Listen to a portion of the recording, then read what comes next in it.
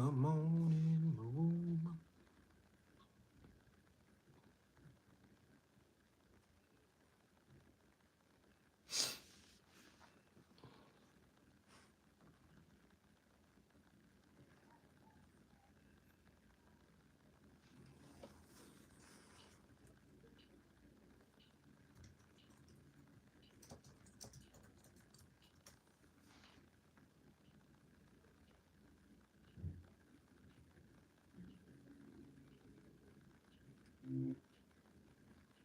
Look, got one person in here.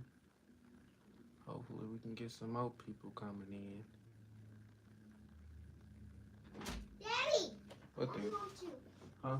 Daddy, Mommy wants you. I don't know why mommy want me. I'm gonna play this. Just come on here. I should return. Until then, listen to this meditation music.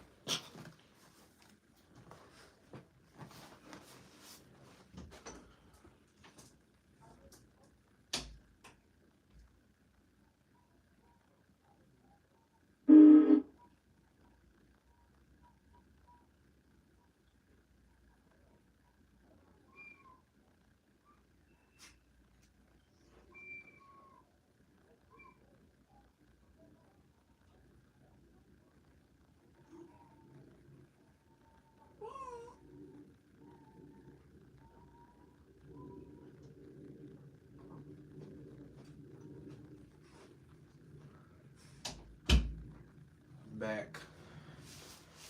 Alright. Oh, the goddamn meditation music didn't play while I was gone.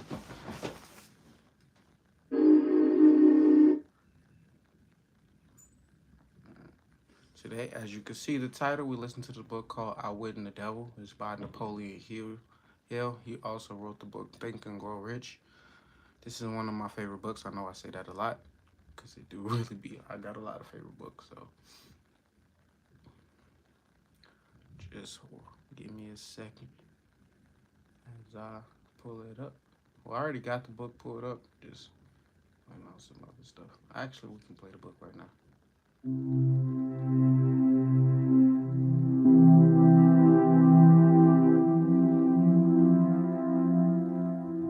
Here begins the interview with the devil.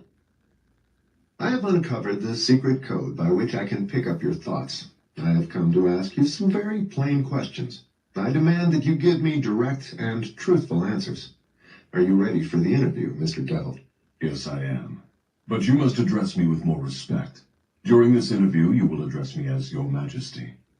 By what right do you demand such royal respect? You should know I control 98% of the people of your world. Do you not think that entitles me to rate as royalty? Have you proof of your claim? Yes, plenty of it. Of what does your proof consist? Of many things. If you want answers, you will address me as Your Majesty. Things you will understand, some you will not. In order that you may get my viewpoint, I shall describe myself and correct the false notions people have of me and my place of abode. That is a fine idea, Your Majesty. Start by telling me where you live, then describe your physical appearance. My physical appearance? Why, my dear Mr. Earthbound, I have no physical body. I would be handicapped by such an encumbrance as those in which you earthbound creatures live. I consist of negative energy, and I live in the minds of people who fear me. I also occupy 1/2 of every atom of physical matter and every unit of mental and physical energy. Perhaps you will better understand my nature if I tell you I am the negative portion of the atom. Oh, I see what you are preparing to claim. You are laying the foundation to say that if it were not for you, there would be no world, no stars, no electrons, no atoms, no human beings, nothing. Is that correct? True. Absolutely true. Well, if you only occupy 1/2 of energy and matter, who occupies the other half? The other half is occupied by my opposition. Opposition? What do you mean? The opposition is what you earthbound call God. So you have the universe divided up with God. Is that your claim? Not my claim, but the actual fact. Before this interview is finished, you will understand why my claim is true. You will also understand why it has to be true, or there could be no world such as yours, no earthbound creatures such as you.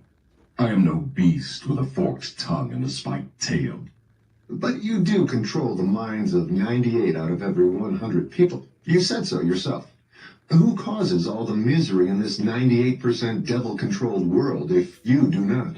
I have not said that I do not cause all the misery of the world. On the other hand, I boast of it. It is my business to represent the negative side of everything, including the thoughts of you earthbound people. How else could I control people? My opposition controls positive thought.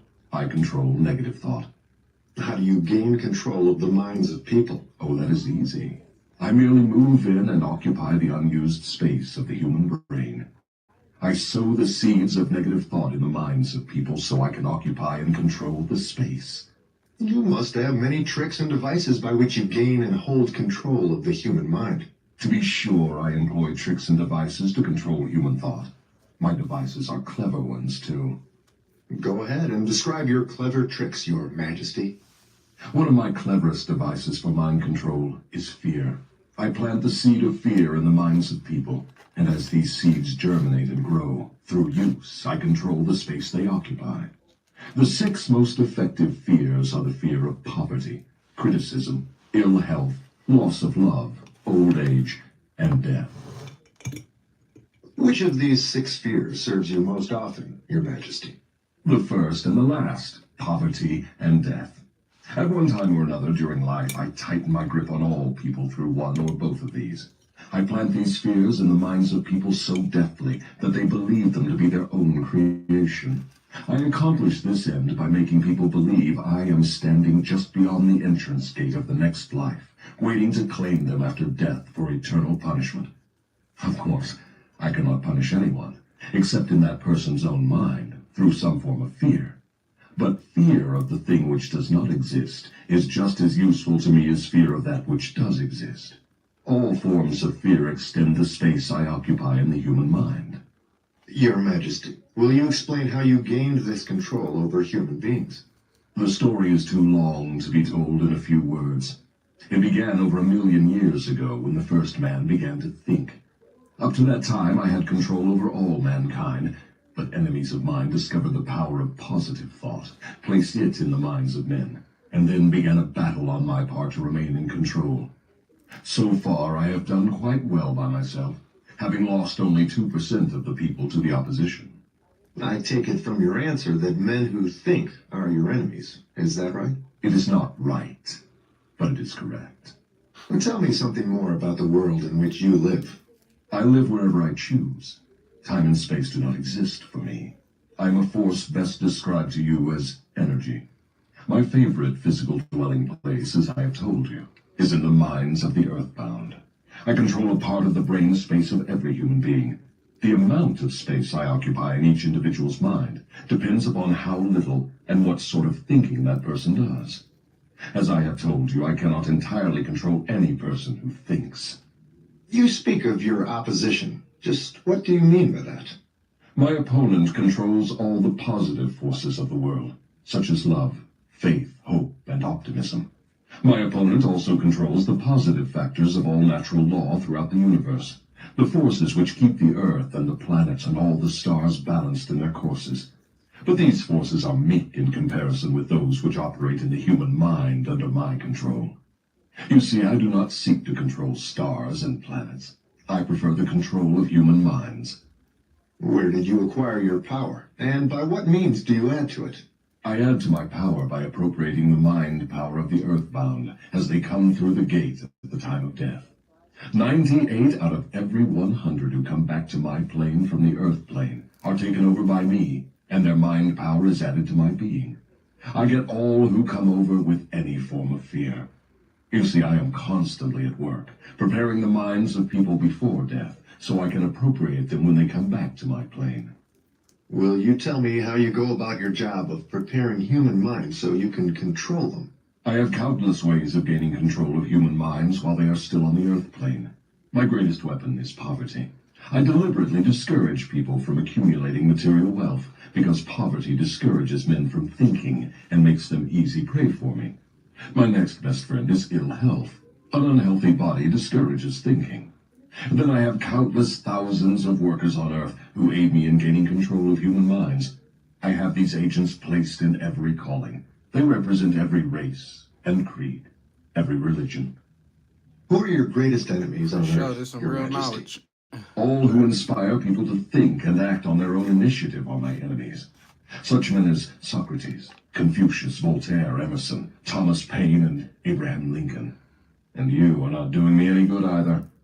Is it true that you use men who have great wealth? As I have already told you, poverty is always my friend because it discourages independence of thought and encourages fear in the minds of men.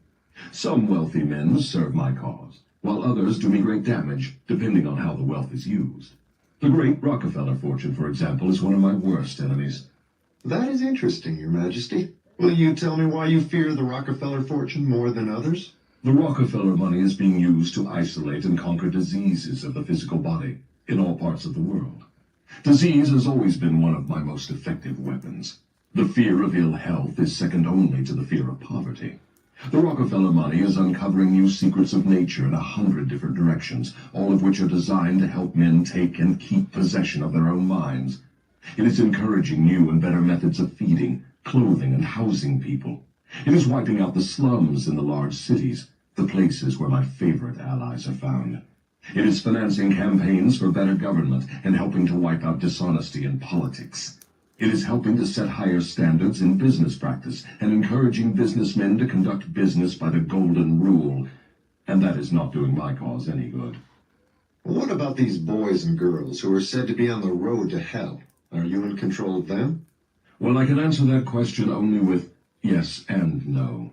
I have corrupted the minds of the young by teaching them to drink and smoke.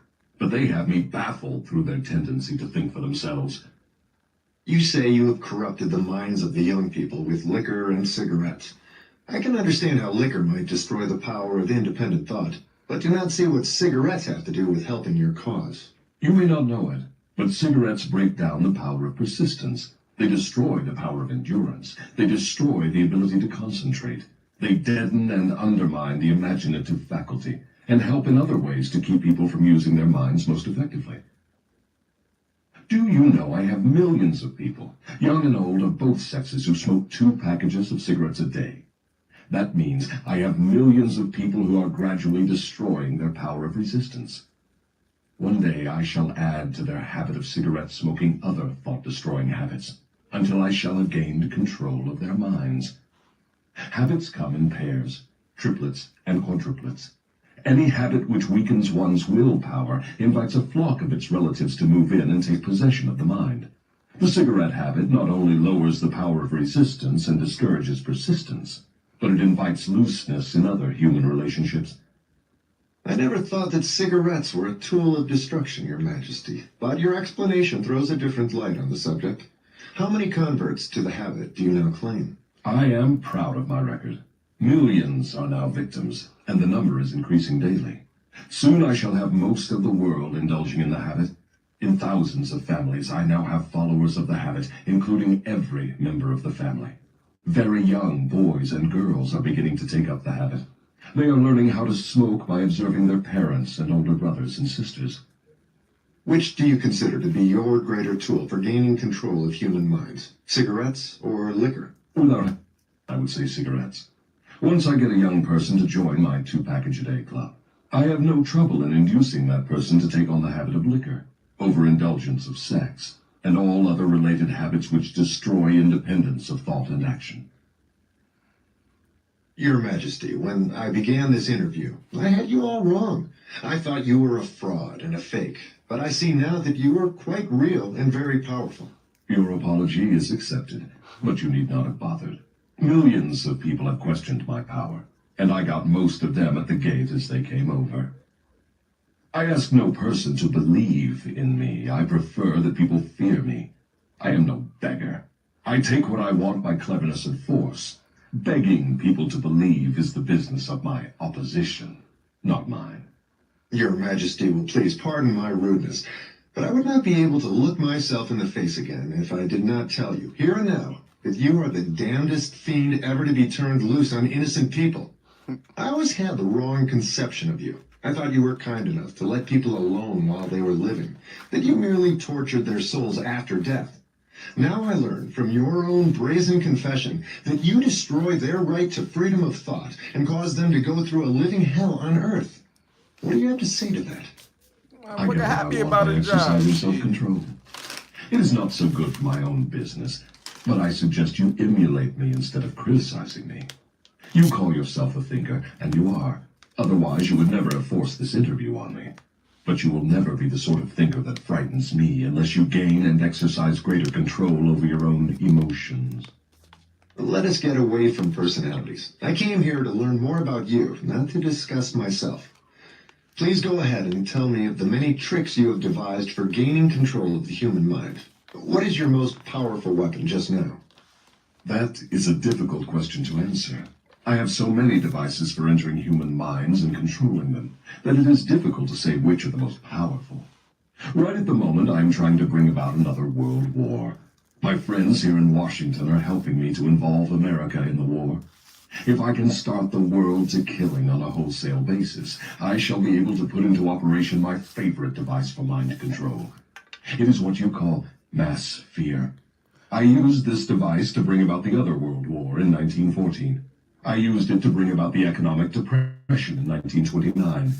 And if my opposition had not double-crossed me, I would now be in possession of every man, woman, and child in the world. You can see. So what's funny is in the book he said he's trying to bring along another war, and this book was actually written before World War II started. So he actually accomplished his goal while what he was trying to do. Yourself how near I came to world domination. The thing I have been struggling to attain for thousands of years. Yes, I see your point. Who wouldn't? You are a very ingenious manipulator of the minds of people. Is your devilish business carried on only through people of high position and great influence? Oh no. I use the minds of people in all walks of life. As a matter of fact, I prefer the type of person who makes no pretense of thinking. I can manipulate that sort of person without difficulty. I could not control 98% of the people of the world if all people were skilled in thinking for themselves. I'm interested in the welfare of those people whom you claim to Make control. sure y'all get his video a Therefore, thumbs I up. wish you to I tell really me all of appreciate the it. tricks by which you enter and control their minds. I want a complete confession from you, so begin with your cleverest trick. This is suicide you are forcing on me, but I am helpless. So settle down, and I will place in your hands the weapon by which millions of your fellow Earthbound will defend themselves against me. Tell me first about your most clever trick, the one you use to ensnare the greatest number of people. If you force me to give away this secret, it will mean my loss of millions of people now living, and still greater numbers of millions as yet unborn. I beg of you, permit me to pass this one question unanswered. So His Majesty the Devil fears a mere humble earthbound creature? Is that right? It is not right, but it is true. You have no right to rob me of my most necessary tool of trade. For millions of years, I have dominated earthbound creatures through fear and ignorance. Now you come along and would destroy my use of these weapons by forcing me to tell how I use them. Do you not realize that you will break my grip on every person who heeds this confession you are forcing from me? Have you no mercy? Have you no sense of humor? Have you no sportsmanship? Stop stalling and start confessing. Who are you to ask mercy of one whom you would destroy if you could? Who are you to talk of sportsmanship and a sense of humor? You, who by your own confession have set up a living hell on earth, where you punish innocent people through their fears and ignorance. As for minding my own business, that is just what I'm doing when I force you to tell how you control people through their own minds.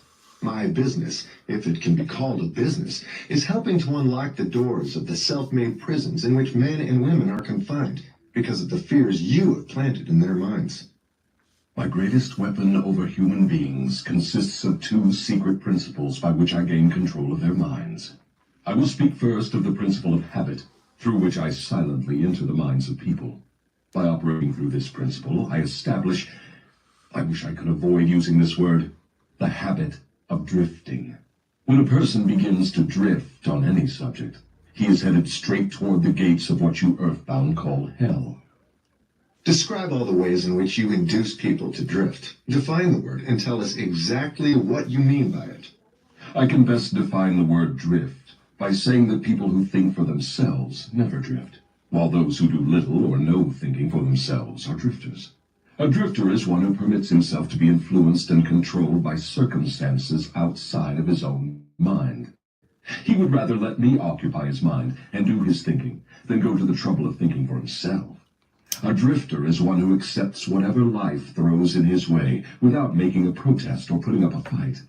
He doesn't know what he wants from life and spends all of his time getting just that.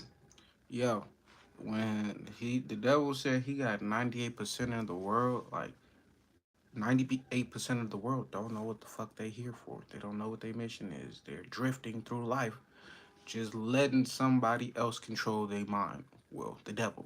Like, so, shit crazy. That's why I love this book, because it got so much knowledge in it, so much game. And when I first listened to it, I'm like, oh, shit, I've been drifting for a long time. So, I had to start thinking for myself, and now that's the case. Drifter has lots of opinions, but they are not his own. Most of them are supplied by me. A drifter is one who is too lazy mentally to use his own brain. That is the reason I can take control of people's thinking and plant my own ideas in their minds.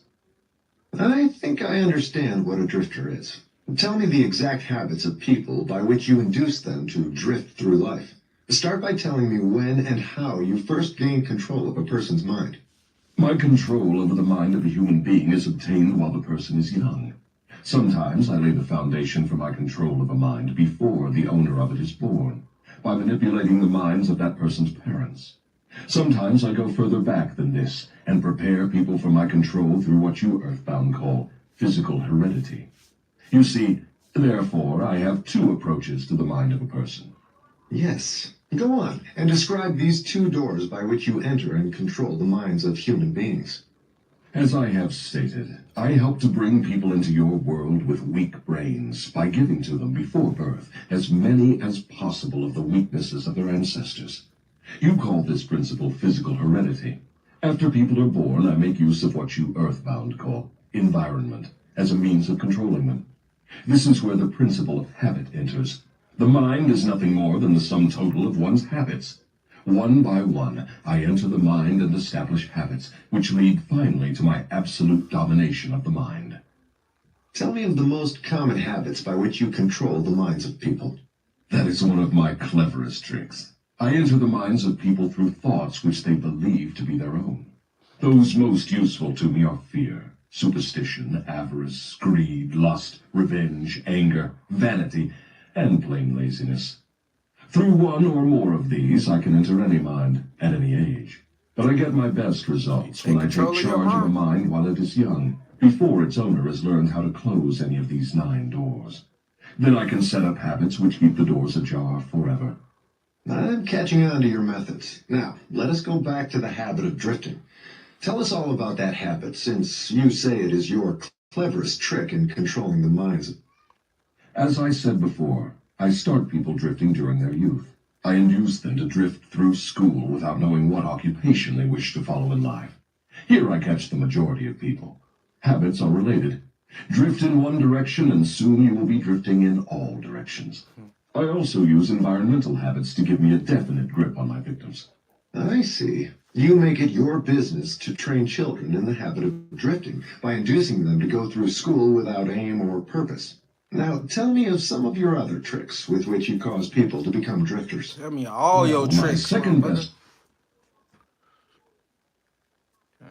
aid of parents and public school teachers and religious instructors. I warn you not to force me to mention this trick.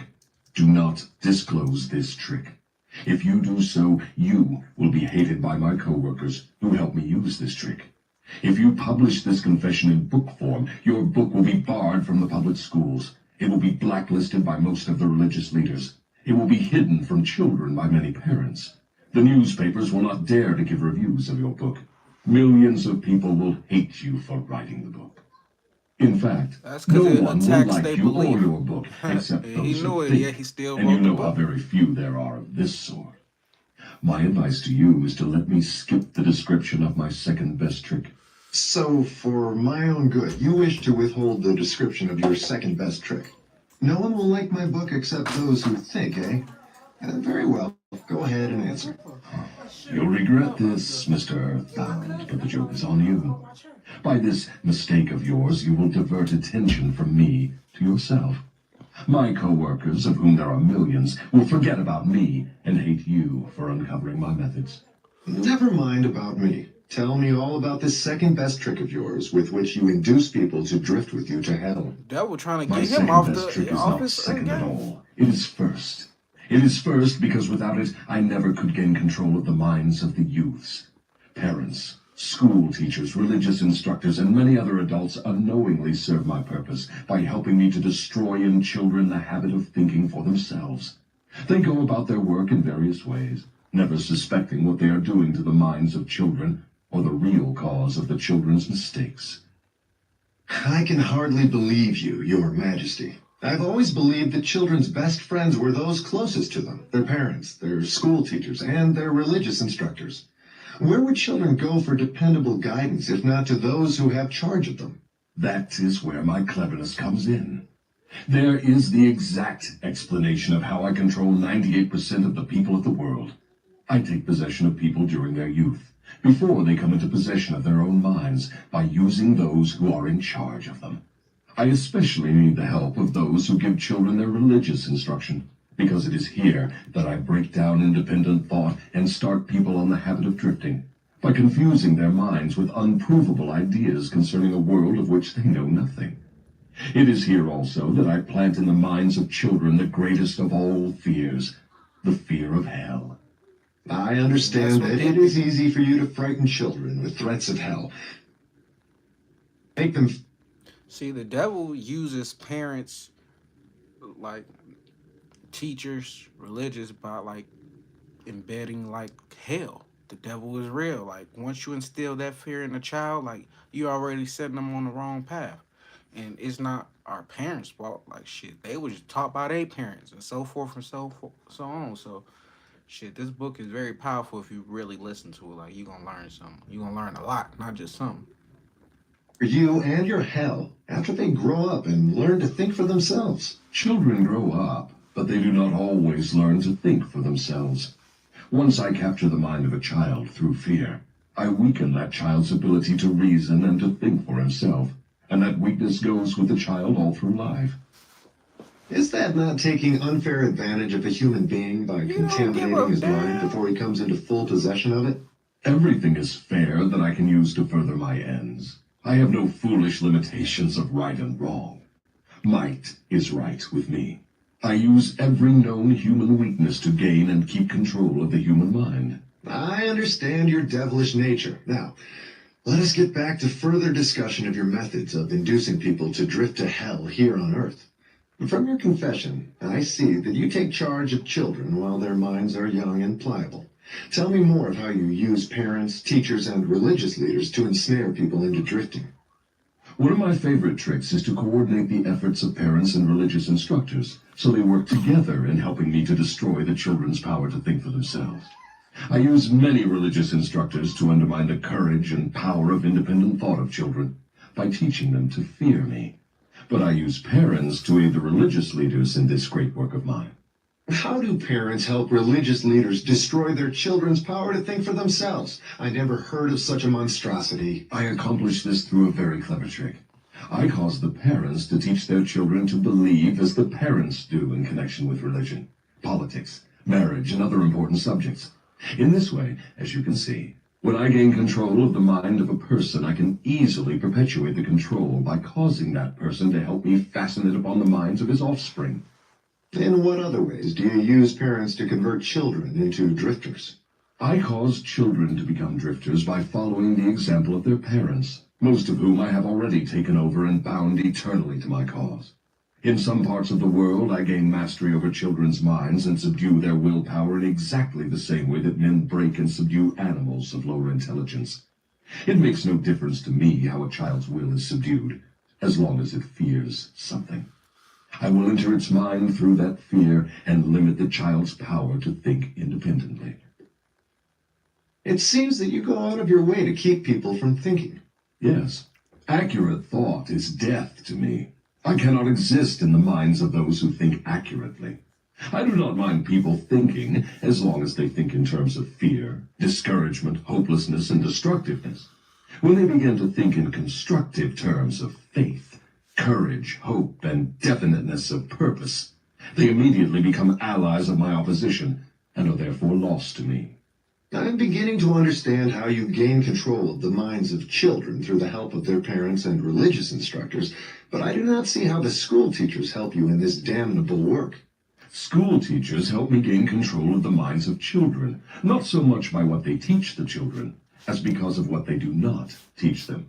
The entire public school system is so administered that it helps my cause by teaching children almost everything except how to use their own minds and...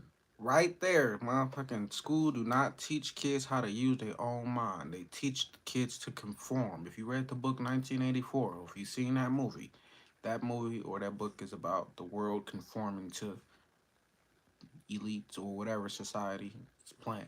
Like, so this, like I said, this book was written before World War II, and it's like rings true today.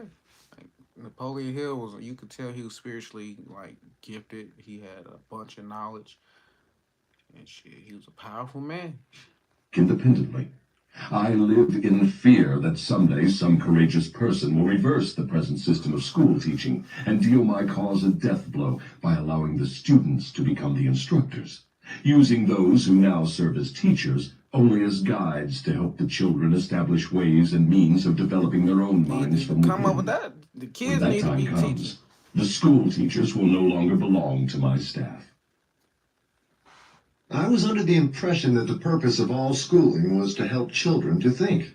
That may be the purpose of schooling, but the system in most of the schools of the world does not carry out the purpose.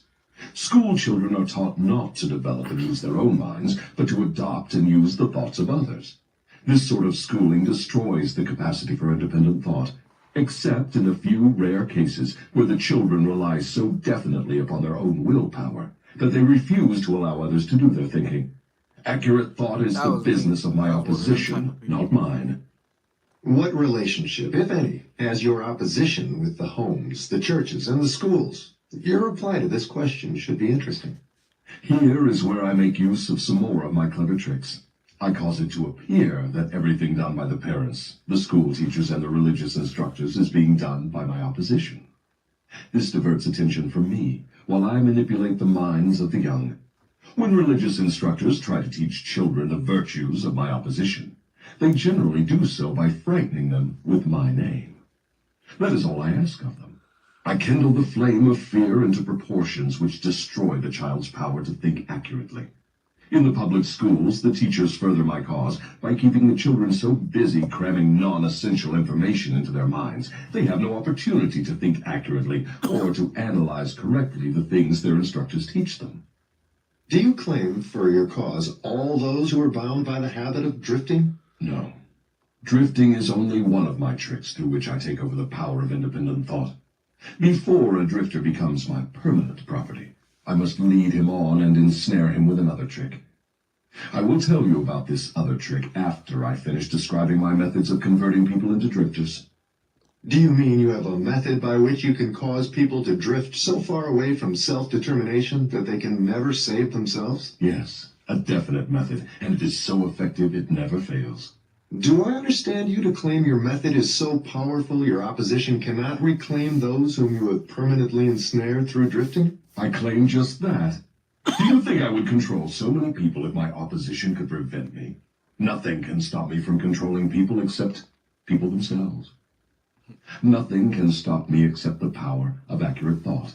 People who think accurately do not drift on any subject. They recognize the power of their own minds. Moreover, they take over that power and yield it to no person or influence. Go ahead and tell me more of the That's a methods by fact. which you cause people to drift to hell with you. I cause people to drift on every subject through which I can control independent thought and action. Take the subject of health, for example. I cause most people to eat too much food, and the wrong sort of food. This leads to indigestion and destroys the power of accurate thought. If the public schools and the churches taught children more about proper eating, they would do my cause irreparable damage. Marriage. I cause men and women to drift into marriage without plan or purpose designed to convert the relationship into harmony. Here is one of my most effective methods of converting people into the habit of drifting. I cause married people to bicker and nag one another over money matters. I cause them to quarrel over the bringing up of their children. I engage them in unpleasant controversies over their intimate relationships and in disagreements over friends and social activities. I keep them so busy finding fault with one another that they never have time to do anything else long enough to break the habit of drifting. Occupation. I teach people to become drifters by causing them to drift out of school into the first job they can find, with no definite aim or purpose except to make a living. Through this trick, I keep millions He of got a people lot in of fear people of like that. poverty all their lives. Through this fear, I lead them slowly but surely onward until they reach the point beyond which no individual ever has broken the drifting habit. Savings. My grandma got I caught cause in that people to drifting spend freely habit. and to save sparingly, or not at all, until I take complete control of them through their fear of poverty. Environment. I cause people to drift into inharmonious and unpleasant environments in the home, in their places of occupation, in their relationship with relatives and acquaintances, and to remain there until I claim them through the habit of drifting. Dominating thoughts. I cause people to drift into the habit of thinking negative thoughts. This leads to negative acts and involves people in controversies and fills their minds with fears, thus paving the way for me to enter and control their minds. When I move in, I do so by appealing to people through negative thoughts, which they believe to be their Shout own. out to you, Charles I Fisher. plant the seeds of negative thought in the minds of Shalom, people my through the brother. pulpit, the newspapers, the moving pictures, the radio, and all other popular methods of appeal to the mind.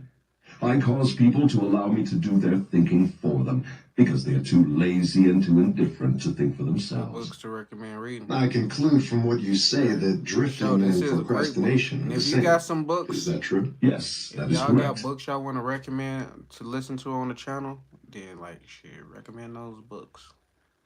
Cause I only know about the books I know about. Like even though like I be picking some great books that I think are great books. Like there's plenty of books out there that I haven't came across yet. So hey, put me on to some books if you know of any good ones.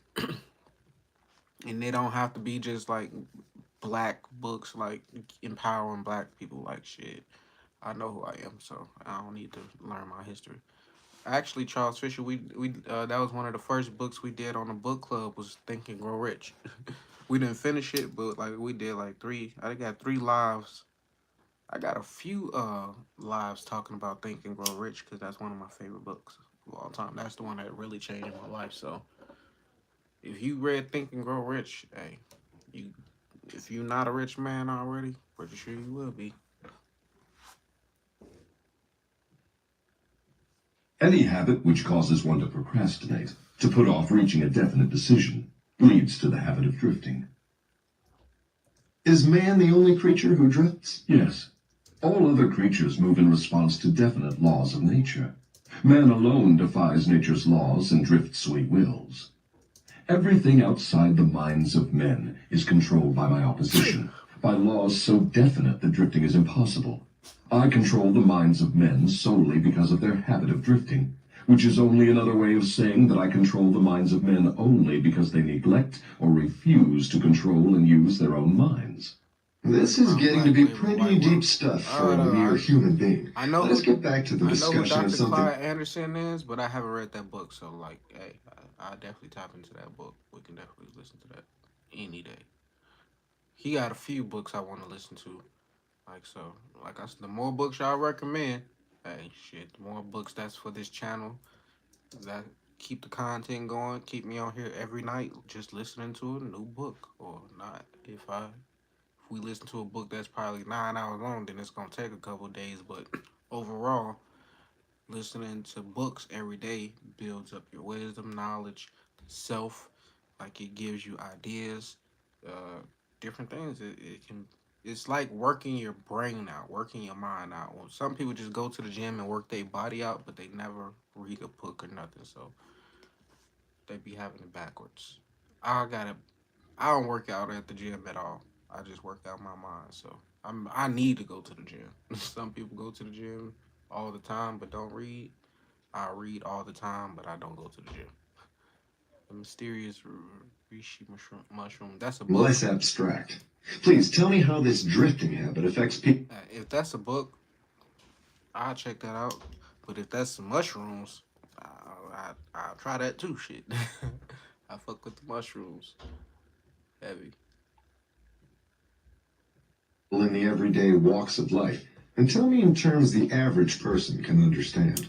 I would prefer to keep this interview up among the stars. No doubt you would. That would save you from Yo, being Elliot, exposed. what's up? What's But up? let us come back You to back Earth. again, bro? Tell me now what drifting is doing to us as a nation here in the United States.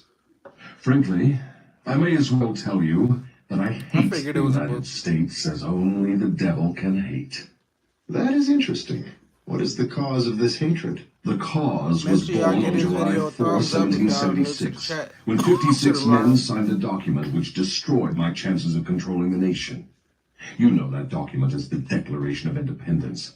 Had it not been for the influence of that damnable document, I would now have a dictator running the country, and I would stop this right to free speech and independent thought that is threatening my rule on Earth. Am I to understand from what you say that nations controlled by self-appointed dictators belong in your camp? There are no self-appointed dictators. I appoint them all. Moreover, I manipulate them and direct them in their work.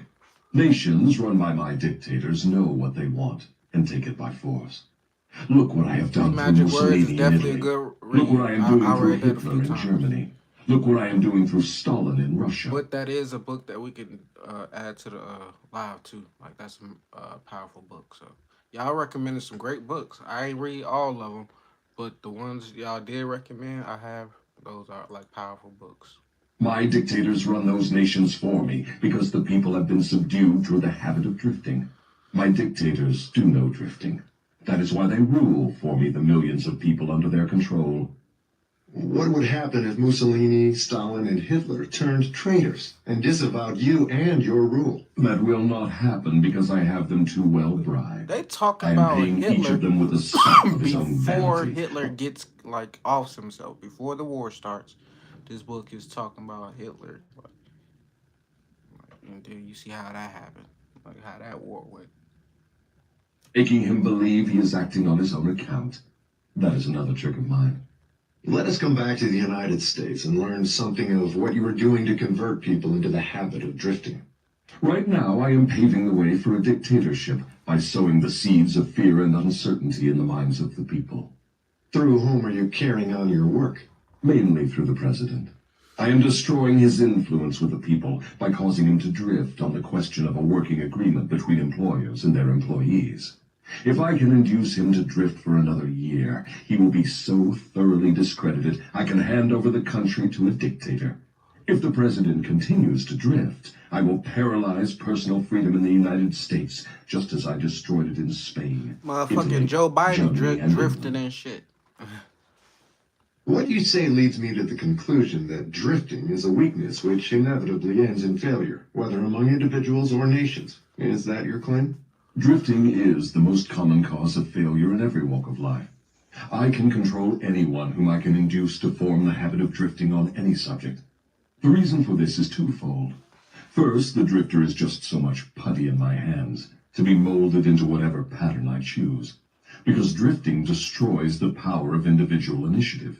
Second, the drifter cannot get help from my opposition, because the opposition is not attracted to anything so soft and useless.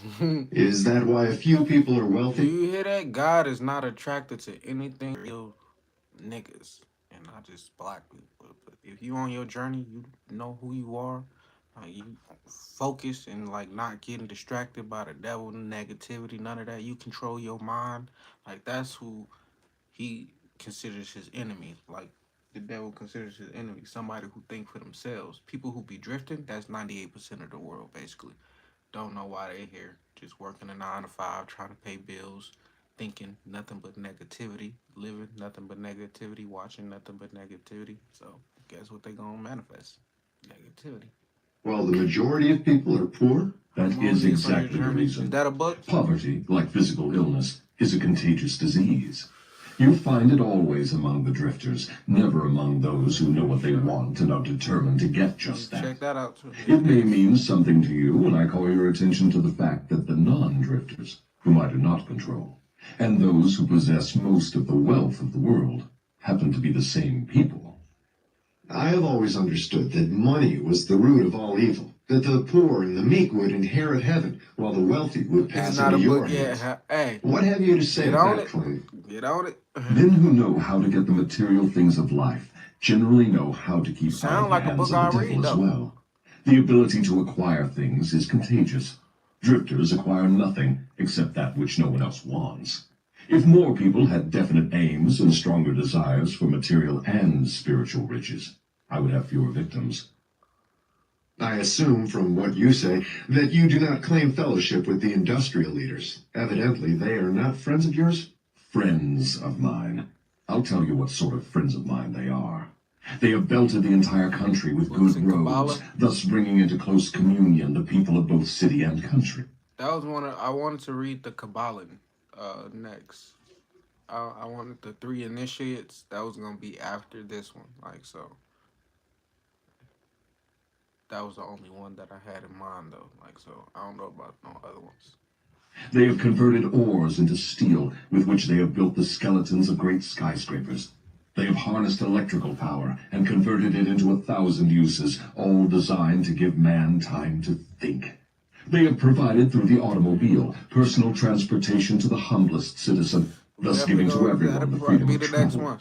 They have provided every home with instantaneous news of what is happening in all parts of the world through the aid of the radio.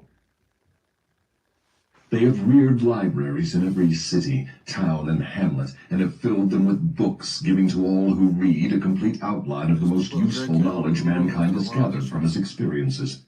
Wait, hold on. You said this the book that Draco the ruler was talking about on his Channel 5 interview. Good looking out for this one, bro. Damn, so I never listened to Draco the ruler's music, right? But once he died, like I'm a super spiritual person, so once people die, a lot of the times their spirit come to me, like, because it needs help.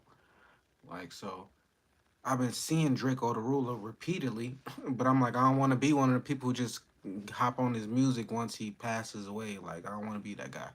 Like, so I've been trying to ignore Draco the Ruler, the whole thing, but he been popping up a lot lately. So now you mentioning he talked about this book, that's gonna make me go dive in and see what he was about.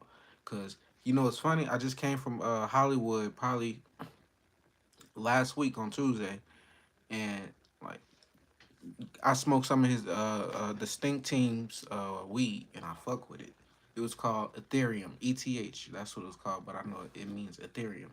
Like, and that shit smoke. Like, so you mentioning Draco the Ruler, I'ma definitely check into him because he been popping up a lot. But I'm like, I don't want to just be that guy. See, and you can see, like, I know about the Stink Team. Like, even though, like I said, I wasn't a fan of Draco, him, I wasn't a fan of him. I didn't really know of him. I just like heard his name, but just I know some things about him just off the back of just seeing him, like just his transition. People always blow up more after they die, so definitely go check in, tap in and see what he was talking about. His interviews, at least. And then if I like what he talking about in his interviews, then I'm gonna go listen to his music. That's how I got be. So. Learned a lot of lessons from this book. No joke. This trippy as fuck. Hey, this I'd have learned a hella. Bro, I'd have stopped drifting off from this book. Given the humblest I'm definitely citizen gonna the show him right to some love, express his though. own opinion on any subject, at any time, anywhere, without fear of molestation. And they have seen to it that every citizen may help make his own laws, levy his own taxes, and manage his own country through the ballot. These are but some of the things the industrial leaders have done to give every citizen the privilege of becoming a non-drifter. Do you think these men have helped my cause? Who are some of the present-day non-drifters over whom you have no control?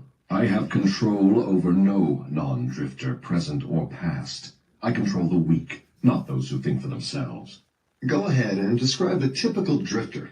Give your description I ain't point gonna by lie. When I point. first read this book, like I grew up in a Christian household, so of course I always thought hell was real. once I woke up, like kind of woke up, I wasn't fully woke. I had left church, and I'm like, man, shit, I just need to start. I was trying to get rich. I was trying to get wealthy. So I'm like, I started reading books because I knew that was always the best way. I always been a book reader. So I'm like, man, let me read these books. Napoleon Hill was one of the first people who popped up. Think and Grow Rich was one of the first books I listened to. Then I came across Outwitting the Devil or Interview with the Devil. And this one was like really woke me up. Like, oh shit, the devil is really not like I really don't gotta worry about hell because hell is on earth by just me drifting, procrastinating. Because that was my biggest issue was procrastinating, lust, temptation. Like shit, I wasn't in control of my mind. Like so, I'm like, damn, the devil did have a hold on me. Like that's why every time it would be a negative thought, like I'll be manifesting that shit because I was part of the 98%. So this book definitely woke me up another notch. And I'm out every day. I'm waking up another every day. I'm just waking up to some new information, like all of that. So it's all about evolving and growing when you're on this planet. Shit, I can't let the devil get it. Like can't let him get a hold of me. He was held on to me for 28 years of my life. Like so, shit. Now I'm 31, about to be 32 next month. I gotta still got the next 30 years of my life where shit I get to be free and I get to do whatever the fuck I want and just go towards like my goals. So if you feel listening to this book and you realize, damn shit, the devil didn't had a hold on me or he got had attached to me just by my negative thinking, negative. He mentioned cigarettes. Like that was one of the first things he mentioned was cigarettes. I never smoked cigarettes in my life. But I used to smoke blacks when I was in the Marines. So when I was deployed, I smoke a pack of blacks a day, like just back to back to back. And as soon as I got off the deployment, I'm like, I ain't about to continue to do that shit, like, cause it was getting kind of pricey. So, like, I was able to quit that habit pretty quick, and then I started smoking weed, and I was started smoking white owls.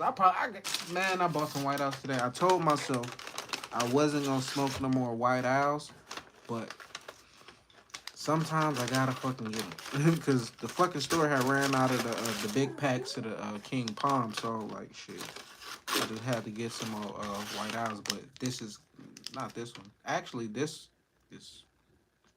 has no nicotine at all. But this zigzag. But the White Owl, like I told myself, I was gonna stop smoking them. Probably last month, and I for like three 3 weeks straight, I didn't smoke a White Owl. So for me, like that's good. And I was only been like smoking like hemp wraps, CBD wraps, and then those King Palms, like anything natural. Because smoking shit like Dutchess, fucking Black amount. I mean not Black amount, but backwoods. That shit had me my back hurt. Like should I just be waking up in pain? And it was like because I was smoking those type of wraps, so cigarillos. So I had to switch it up. Recognize a drifter when I see him. Right now, I'm smoking Kush, like so, and that's my favorite because it don't got me slouched down. It got me like wanting to work, like getting on YouTube every single day. Like that, it's a sativa. Like I really only fuck with sativa, and sometimes when I want to go to sleep, I'll fuck with some indica to put me down. But overall, I can't smoke indica throughout my day, all day, every day, because then I'm gonna be procrastinating. I'm gonna be lazy, and I know that because I've been in Vegas where weed is legal for 4 years, so I've been able to experiment all types of weed from high grade, top shelf to the lowest. So, shit, I found what I like, and my shit is Kush, and that's what I stick with. But I was actually thinking about going to the dispensary today, like, cause I only got one strain, and I got a lot of it. So I was just thinking about probably going to get 7 grams or 3.5 or something, just mix it in, just to get like switch it up for a little bit. But I ain't go. The first thing you will notice about a drifter is his total lack of a major purpose in life. He will be conspicuous by his lack of self-confidence. He will never accomplish anything requiring thought and effort. He spends all he earns and more, too, if he can get credit.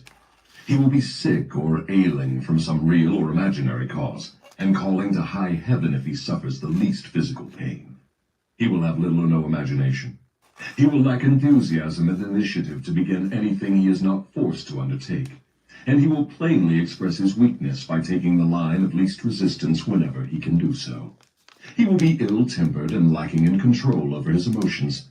His personality will be without magnetism, and it will not attract other people. He will have opinions on everything, but accurate knowledge of nothing. He may be jack of all trades, but good at none. He will neglect to cooperate with those around him, even those on whom he must depend for food and shelter. He will make the same mistake over and over again, never profiting by failure. He will be narrow-minded and intolerant on all subjects, ready to crucify those who may disagree with him. He will expect everything of others, but be willing to give little or nothing in return. He may begin many things, but he will complete nothing. He will be loud in his condemnation of his government, but he will never tell you definitely how it can be improved. He will never reach decisions on anything if he can avoid it, and if he is forced to decide, he will reverse himself at the first opportunity. He will eat too much and exercise too little. He will take a drink of liquor if someone else will pay for it. He will gamble if he can do it on the cuff. He will criticize others for succeeding in their chosen calling. In brief, the drifter will work harder to get out of thinking than most others work in earning a good living. He will tell a lie rather than admit his ignorance on any subject. If he works for others, he will criticize them to their backs and flatter them to their faces. You have given me a graphic description of the drifter. Please now describe the non-drifter so that I may recognize him on sight. The first sign of a non-drifter is this. He is always engaged in doing something definite, through some well-organized plan which is definite. He has a major goal in life toward which he is always working, and many minor goals, all of which lead toward his central scheme. The tone of his voice, the quickness of his step, the sparkle in his eyes, the quickness of his decisions clearly mark him as a person who knows exactly what he wants and is determined to get it, no matter how long it may take, or what price he must pay. Sounds like If me. you ask him questions, he gives you direct answers and never falls back on evasions or resorts to subterfuge. He extends many favors to others, but accepts favors sparingly, or not at all. He will be found up front, whether he is playing a game or fighting a war. If he does not know the answers, he will say so, frankly. He has a good memory, never offers an alibi for his shortcomings. He never blames others for his mistakes, no matter if they deserve the blame. He used to be known as a go-getter, but in modern times he is called a go-giver. You will find him running the biggest Yo, business in town, living... to understand, like when I first read this book, I was a drifter. Now I'm coming back reading it in 2022. I'm like the guy he's talking about now. Like shit, I done overcame that fucking the devil basically. And like every time I reread a book, like it just takes me back to when I first read it. And like shit, to see how far I came within like that from 2018 when I first read this to 2022, my life has changed completely. As you can see, I'm not a drifter no more. Like if you look at any of my old videos on YouTube, like I posted every so often. I was never this consistent. I was never on live every single day. Like I was never posting every single day. Now I've like overcame my procrastination. Like I got goals. Like I'm trying to get monetized. Like so that's the big goal right now. Like so I'm working towards that goal and I'm seeing like the progress like every single day. So that's why I'm continuing to be on here every single day. Like not to just to get monetized, but to play these books because this is teaching, this is waking people up, this is giving information. Like so I get blessed for doing things like this. So I gotta just keep doing it more. And that's what I'm gonna keep doing. Like, cause I'm on YouTube. I was already on YouTube every single day, whether I was posting or not. I was watching somebody else's video. Like, so I had an epiphany. Like, oh, you gonna spend all this time looking at other people create content, get paid, but you not gonna do it. You already got two brothers who getting paid. Like, well, so why are you not? You don't be like Leangelo Ball. Like I was talking, having this conversation with myself. Like how Lonzo went to the NBA and LaMelo in the NBA, but LiAngelo never made it to the NBA. Like he got to the summer league, but he didn't make it to the NBA. Like so, I'm like, fuck that shit. I ain't about to be him. Like no disrespect to him, cause he a hooper. That's the crazy part about it. Like he be hooping. Like so, but it's what he went through in his past that stopped him from making it to the NBA. But who's to say he won't? I still believe in him. He can do it. Like he a middle child. Like so, I'm a middle child. So I'm going to always salute to the other one. So even if it seemed like he didn't make or it's painted that picture he's the failed brother. Like, nah, it ain't over. Like, he's still young. Like, shit, ain't no fucking stopping.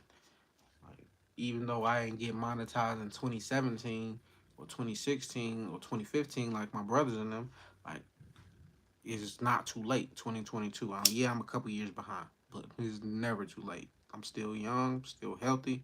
My mind is way more advanced than it was when I was first trying to start YouTube. Like, shit, I ain't had this I wasn't on this level of thinking. I didn't read these books yet, so shit. How was I gonna fucking truly create a brand that was built to last? Like when I first came on YouTube, I didn't know who I was. I didn't even know my purpose. So I was just wasting time just trying to do what everybody else was doing on YouTube. So none of that worked. So now I'm doing what works. The best street, driving the best automobile, and making his presence felt wherever he happens to be. He is an inspiration to all who come into contact with his mind. The major distinguishing feature of the non-drifter is this: he has a mind of his own and uses it for all purposes. Is the non-drifter born with some mental, physical, or spiritual advantage not available to the drifter? No. The major difference between the drifter and the non-drifter is something equally available to both. It is simply the prerogative right of each to use his own mind and think for himself. What brief message would you send to the typical drifter if you wished to cure him of this evil habit? I would admonish him to wake up and give. Give what? Some form of service useful to as many people as possible. So the non-drifter is supposed to give, is he? Yes, if he This is expects to me get. giving. And he must give For real. before he gets. Some people doubt that you exist. I wouldn't worry about that if I were you. Those who are ready to be converted from the habit of drifting will recognize the authenticity of this interview by its soundness of counsel. The others are not worth the trouble it would take to convert them. Why do you not try to stop me from publishing this confession I'm wringing from you?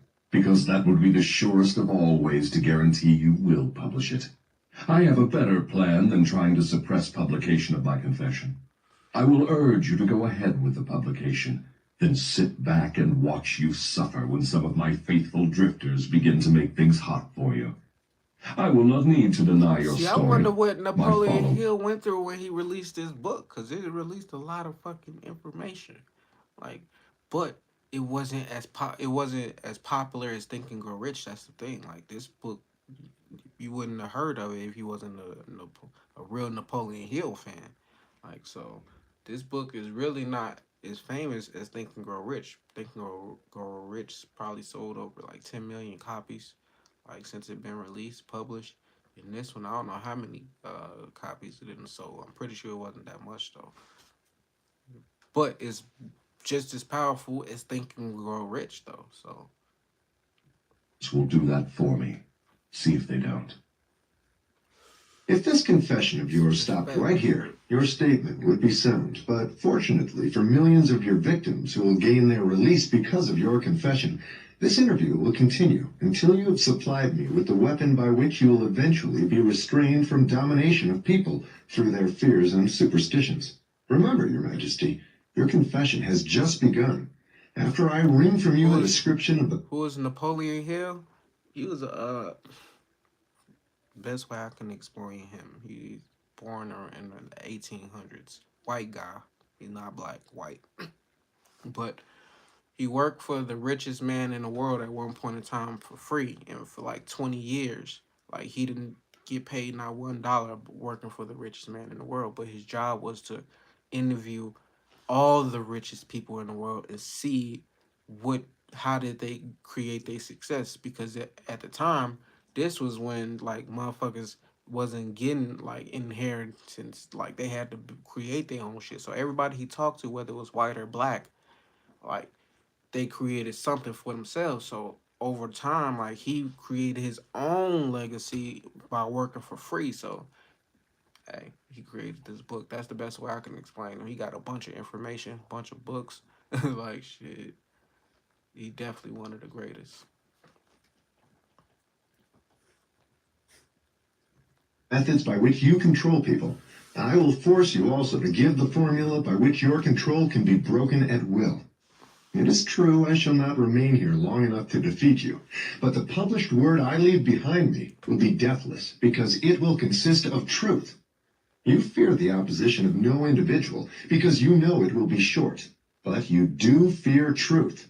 You fear truth and nothing else, for the reason it is slowly but definitely giving human beings freedom from all manner of fear. Without the weapon of fear, you would be helpless and entirely unable to control any human being. Is that true or false? I have no alternative but to admit that what you say is true. Now that we understand each other, let us go ahead with your confession. But Actually, reading this book helped me with like to listen more, like because I would realize a lot of times when I would just watch movies, listen to audiobooks, I'll be drifting. Like I wouldn't even be paying attention what the book was saying because I'll be thinking about like some other random shit.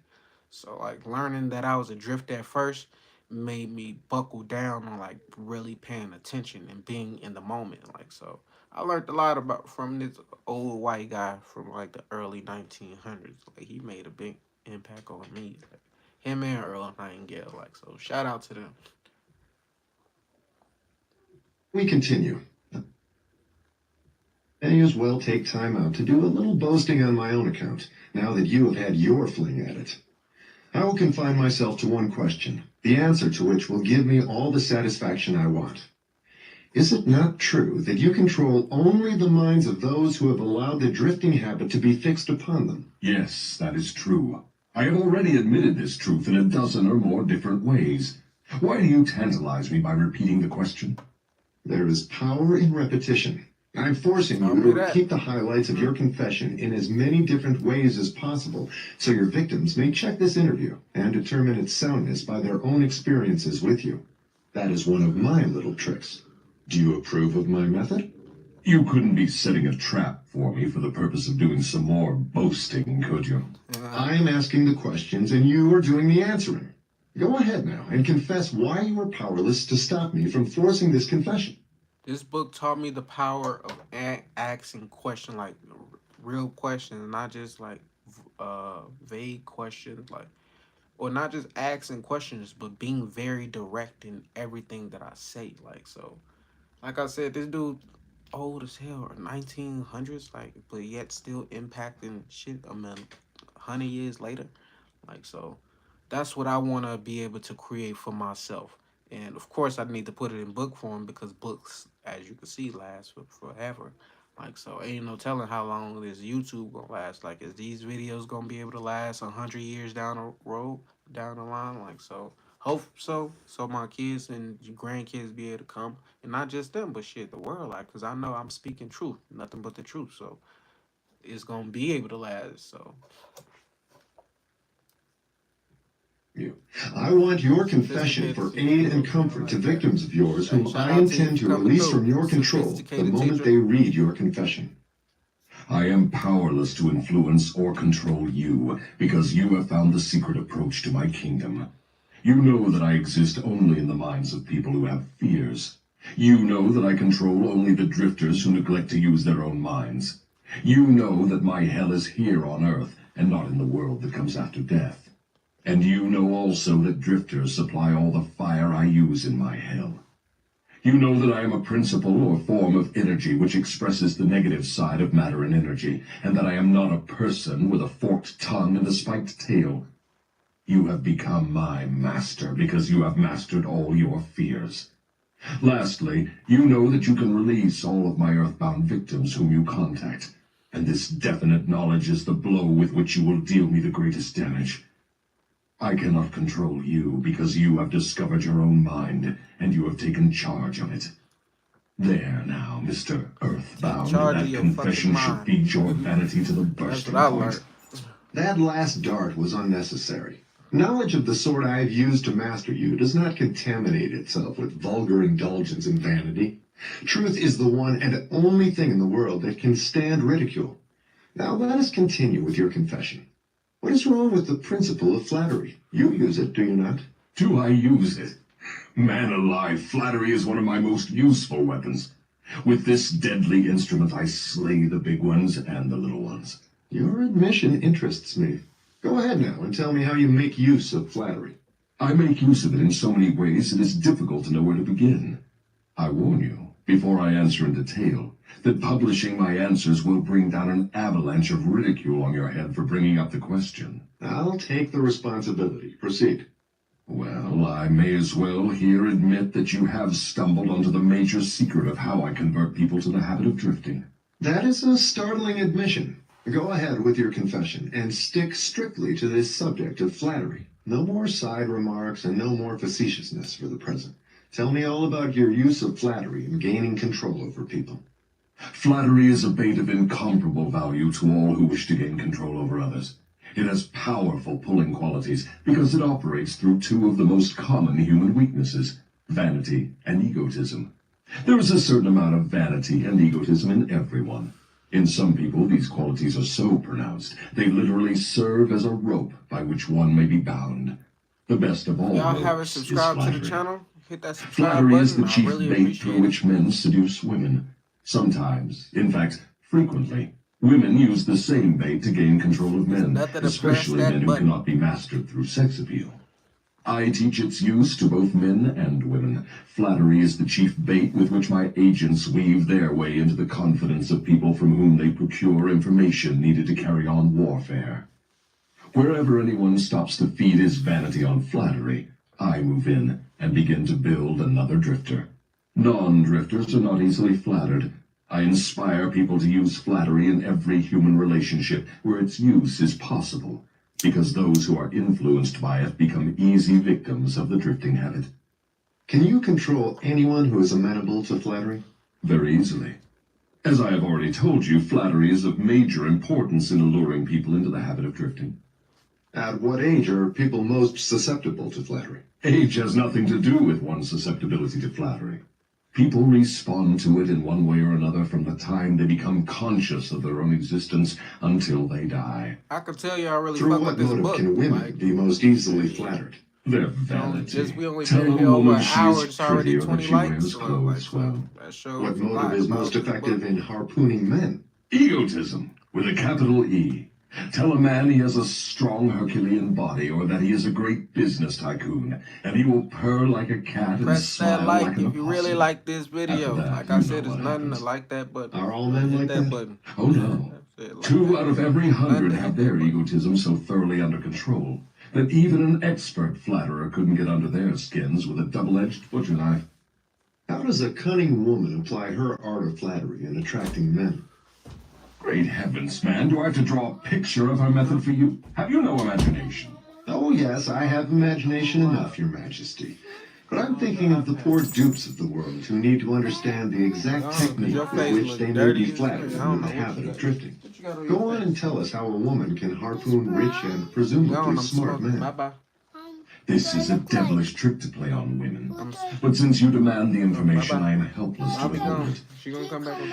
Women influence Call on men your through a iPad. technique consisting first of ability to inject charge it soft, and cooing call baby tones into their voices. I'm not about to And get off here second, since by this closing call their is eyes long. into a What you want? half-closed position, which registers hypnotism in connection with the flattery of men. What you want? Is that all there is to the business Pay of attention to flattery? me. Stop No, looking at that me. is only the Why technique. you? Then comes Why the you wanna come motive back a home? woman uses as a lure. The type of woman you perhaps have in mind never sells a man herself or anything she can give him. Instead, she sells him his Girl, own go. egotism. Is that all that women use when they wish to flatter men? That is the most effective thing they use. It works when sex appeal fails. Bye-bye. So, I am to believe that big, strong, smart men can be wound up and manipulated through flattery, just as if they were so much putty? Is that possible? Is it possible? Be doing too It much. is happening every minute of the day. Moreover, unless they are non-drifters, the bigger they come, the harder they fall when the expert flatterer moves in on them. And tell me of some of your other tricks with which you cause people to drift in life. One of my most effective Kids devices make you is drift. failure. They get The you majority of distracted. people begin to drift as soon as they meet with opposite. People don't understand. Like me, I have 7 kids, so like it takes a lot for me to be focused. Like at first, like my kids, they was distracting me because I was trying to focus on taking care of them, taking care of the bills, like trying to find a job. Like I was trying basically just to stay afloat because I had kids. Like I had my first son at 19, so now I'm 31. My kids ain't no problem. Like most of them, like he about to be my oldest son about to be 13. Like so, I'm about to have a teenager. Like so, everybody else falls under that from 11 on down. Like so, I have none, but I do have 7 siblings. Hey, big family. Like so, I got a big family. So now, like I don't let them distract me, and they understand like shit. We trying to be wealthy at the end of the day. Well, I'm trying to get wealthy because they gotta create their own shit. But of course, I'm gonna make sure my kids is guided the right way. I'm gonna teach them the right way, but they gotta go on into the world they own. They gotta create their own life. Like so, I'm not gonna just spoil my kids and just not let them learn their own lessons. Like so, I understand the putting that work in. Like I don't want them to be no drifters in the world. And not 1 out of 10,000 will keep on trying after failing 2 or 3 times. So it is your business to induce people to fail whenever you can. Is that correct? You have it right. Failure breaks down one's morale, Fuck destroys that shit. I self-confidence, always felt subdues like, but I just keep enthusiasm, going forward. I dulls don't give a fuck. I'm imagination, a, and drives away definiteness of is, purpose. bruh.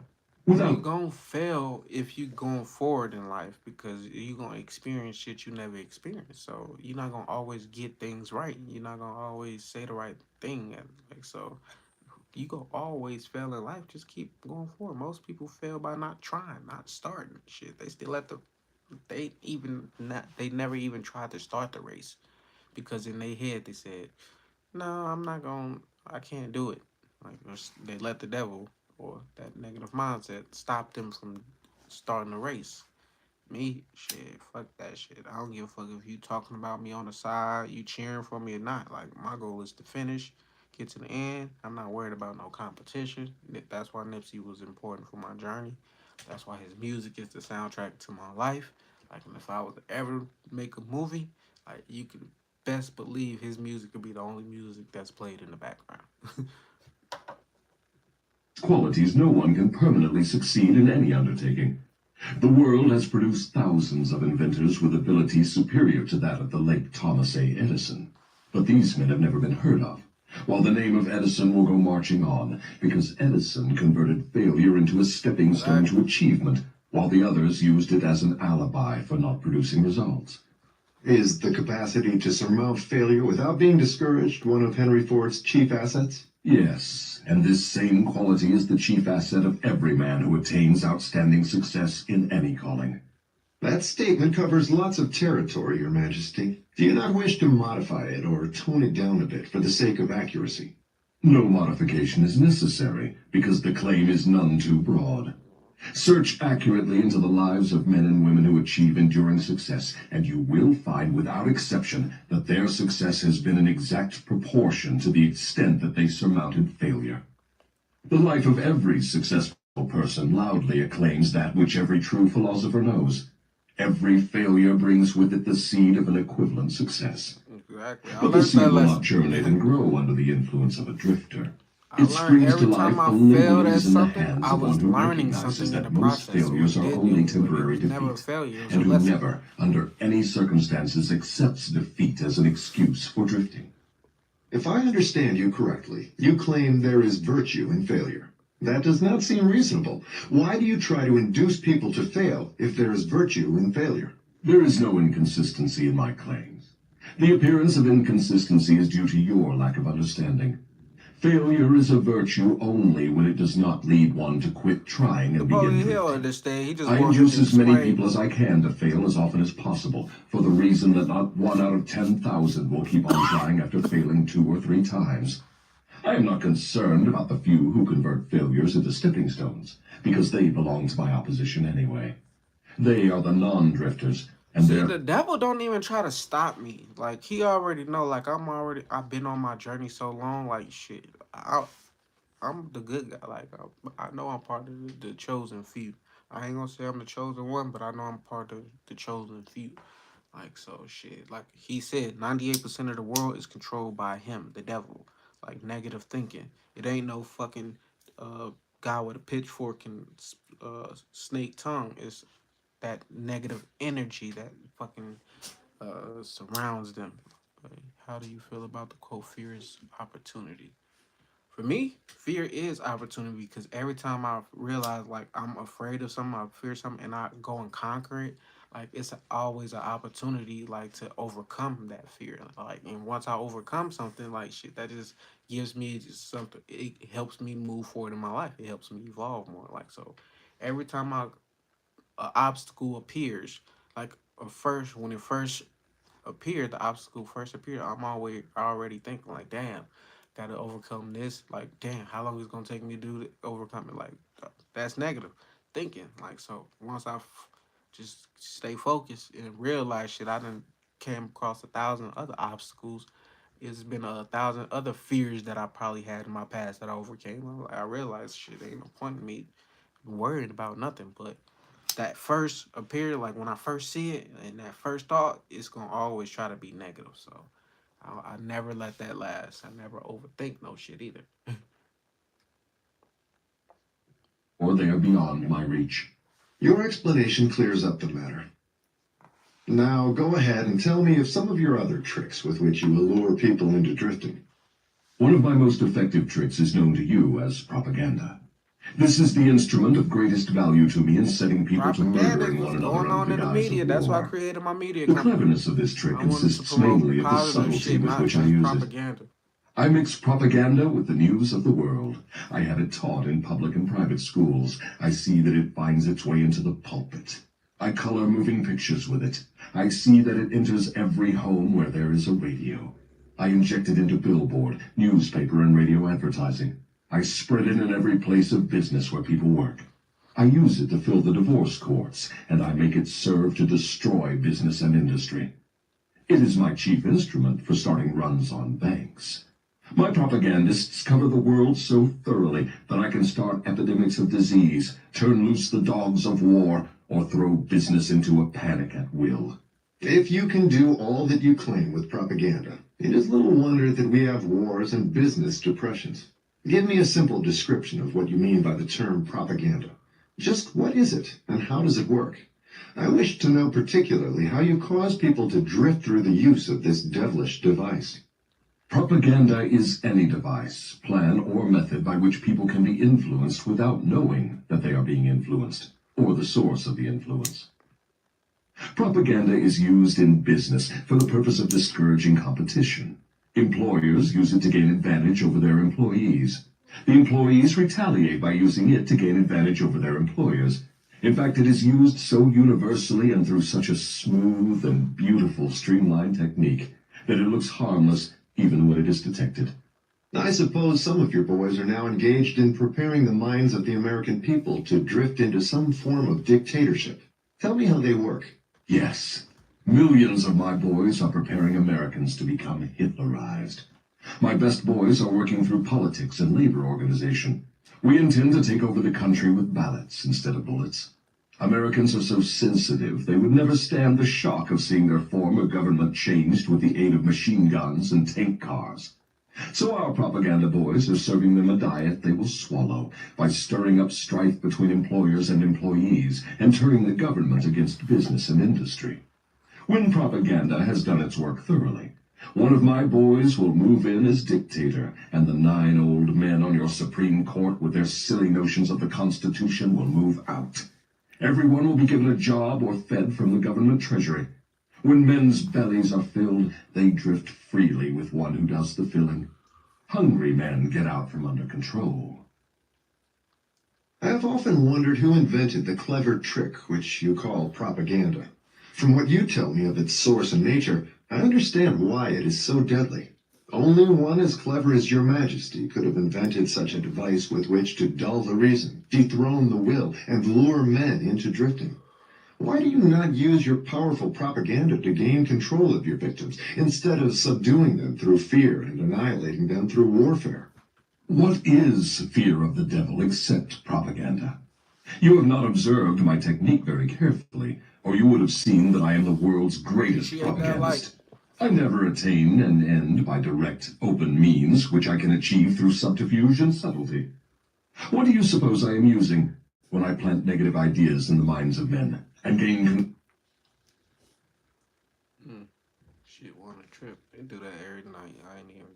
Can't even trip on it tripping. But this book it's got a lot of game in it. Like shit off the. This book showed me like how like afraid I was of like the devil, hell. Like before I read this book, I was so afraid of like sinning, dying, and going to hell. And once I realized shit, I was already in that motherfucker. I'm like, oh hell, no. I'm not about to continue to let this like happen in my life. Like I'm not about to just continue to let this be the case. I'm not about to just be a drifter when I know I can have like the world. I know I can do whatever it is that I want to do on this planet. Like so, being victimized by you. It is little wonder you are hedging about answering. Your deductions are correct. This part of my confession will do me more damage than all the remainder of it. Stating your headache in a better way, this part of your confession will save more millions of people from your control than all the remainder of it. All I can say is that you have me in a hell of a situation. Now you shall know how the millions of your victims feel. Let's have it. I make my first entry into an individual's mind by bribing him. What do you use as a bribe? I use many things, all of them pleasant things the individual covets. I use the same sort of bribes that individuals use when they bribe one another. That is, I use for bribes the things people most want. My best bribes are these: love, the thirst for sex expression, covetousness for money, the obsessive desire to gain something for nothing, gambling, vanity in women, egotism in men, desire to be the master of others, desire for intoxicants and narcotics, desire for self-expression through words and deeds, desire to imitate others, desire for the perpetuation of life after death. if you could just stop tripping, that'd be cool. But this is no wonder this whole world is trapped under like the devil's spell or like a negativity spell. I I asked my wife or her sister today. I'm like, The keys with damn, which you maybe can now I gotta silently pause the unlock the shit. door to any mind you choose. That is exactly what I mean, and I can do it too. What happens when you enter the mind of a person who is not yet in the habit of drifting, but belongs in the 98% class as a potential drifter? I go to work immediately to occupy as much of that person's mind as I can master. If the individual's greatest weakness is the desire for money, I begin to dangle coins Yeah, before it's him, very powerful. figuratively Like speaking. very I powerful. intensify his desire and induce him to go after money. Then when he gets near it, I snatch it away from him. This is an old trick of mine. After the trick has been Definitely repeated a research few who times, the Napoleon poor Hill fellow is. gives in and He has quits. a big Then I impact on take my over a life for little sure. more space in his mind and fill it with the fear of poverty. That is one of my best mind fillers.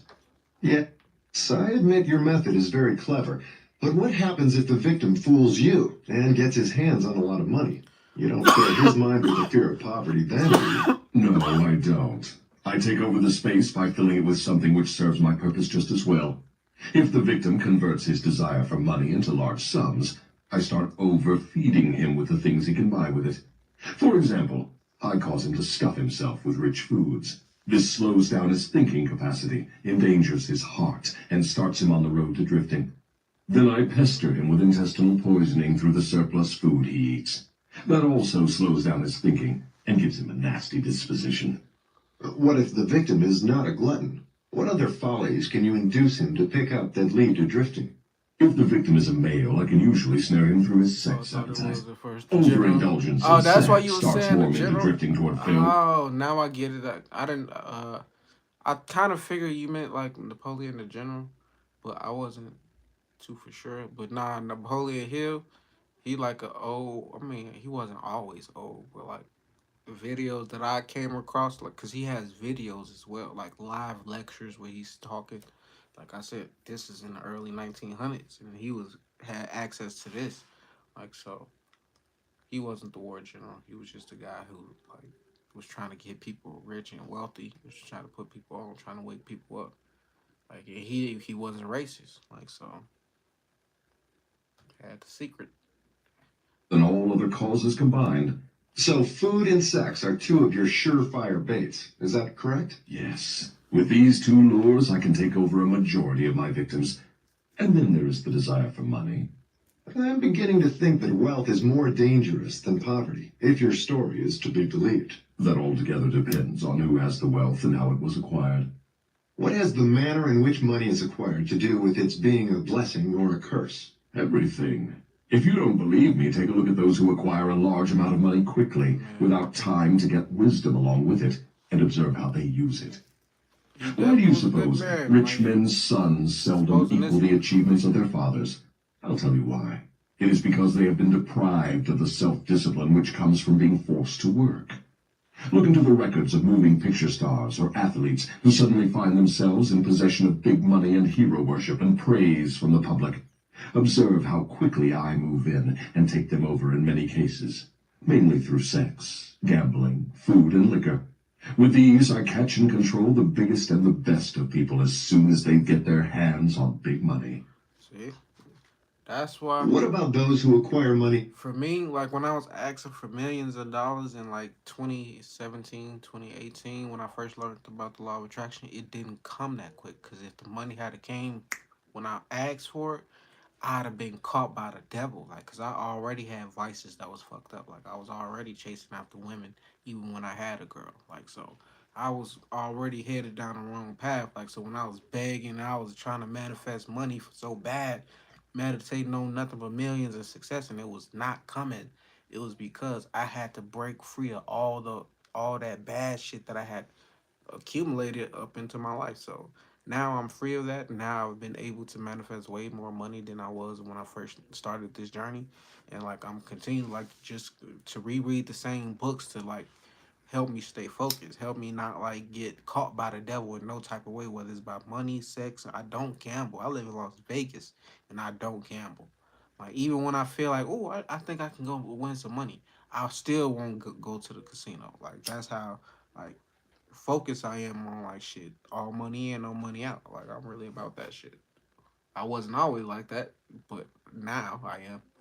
Slowly, by rendering some form of useful service. Are they easily snared too? Oh, I get them all right, but I generally have to change my bait. Some of them want one thing and others want something else. Where my purpose is best served, I see to it that they get what they want most. But I manage to wrap in the package something they don't want. The thing I give them is the definite thing that makes them drifters. Do you see how I work? And very clever work it is. You lure people on through their natural desires, but you slip your deadly poison into the object of those desires wherever you can. Now you are catching on. You see, I play both ends against the middle, so to speak. From all you say, I infer that you cannot induce a non-drifter to help you gain control of his mind by baiting him with your bribes. Is that correct? That is exactly correct. I can, and I do, interest non-drifters in my bribes, because I use for the purpose of bribery the things all people naturally desire. But the non-drifter resembles a fish that steals the... Exactly. Of course, like the devil's gonna tempt me. Like he gonna try to tempt me to see if I'm gonna take the bait. But what he's saying now, like shit, the non-drifters they take the bait and run off. Like they rob the bait. Like I ain't about to fall and get tricked by no like negative thinking and the devil and like the world. Fuck that shit. I was like that for all my life up until like a few years ago. Like I said, I got my whole life ahead of me. So I'm gonna live it the way I want to live it, and that's now in the present moment. from your hook, but refuses to take the hook. The non-drifter takes from life whatever he wants, but he takes it on his own terms. The drifter takes whatever he can get, but he takes what he gets on my terms. Stating the matter in another way, the non-drifter borrows money from a legitimate banker if he wants it, and pays a legitimate rate of interest. The drifter goes to the pawn shop, hawks his watch, and pays a suicidal rate of interest for his loan. So I draw from your claims the conclusion that your hand is mixed up somehow in all of people's troubles and miseries, even though your presence may not be visible. My unwilling workers are often my best workers. You see, my unwilling workers are those whom I cannot control with some combination of bribes, people whom I have to master by fear or through some form of misfortune. They do not wish to serve me, but they cannot avoid it because they are eternally bound to me by the habit of drifting. Now I'm beginning to better understand your technique. You bribe your victims through their natural desires and lead them astray while you induce them to become drifters if they respond to your lure. If they refuse to respond, you plant the seed of fear in their minds or trap them through some form of misfortune and hogtie them while they are down. Is that your method? That is exactly the way I work. See, I went through that in 2019. Huh? What box? Can I use your box? What box? What's like? Yes, Tina. What box? Do you have a box? I don't know what's that. See, kids are distractions. She made me forget what I was talking about. Hold on, let me read. Because it's on the screen. Like, as the words go by, it's on the screen. So I can see if I can remember. Tina, I don't have a box to give you. You don't have a box to give me? No. Oh, ow.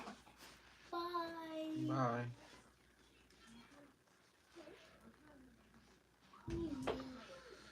Oh yeah, in 2019, I felt like the devil sent me like misfortune. Like I lost like relationships with family. I lost money. Like I lost it all, and it seemed like the devil was trying to tempt me to like basically like sell my soul. Like made me do something I ain't really want to do. But I continue to press forward. Like shit, I was listening to Nipsey too. Like so, he had told me, well, he didn't tell me personally, but through his interviews, like you gonna go through that stage in life where everything is going wrong. All you gotta do is just keep pressing forward. Like so, that's what I did. Like I overcame that shit. But I had to go through I had to go through the valley. It's a book called Peaks and Valley, where it lets you know shit. So one moment you're at the top of the hill, the next moment you down in the valley. But just know, like it's all about the perspective from where you at. Like shit. And that's what made me just keep pressing forward. Clever, don't you think? Which do you prefer to serve as your propagandists, the young or the old? The young, of course. They can be influenced by most bribes more easily than people of mature judgment. Moreover, they have longer to remain in my service. Your Majesty has given me a clear description of drifting. Tell me what must be done to ensure against the habit of drifting. I want a complete formula that anyone can use. Protection against drifting lies within easy reach of every human being who has a normal body and a sound mind.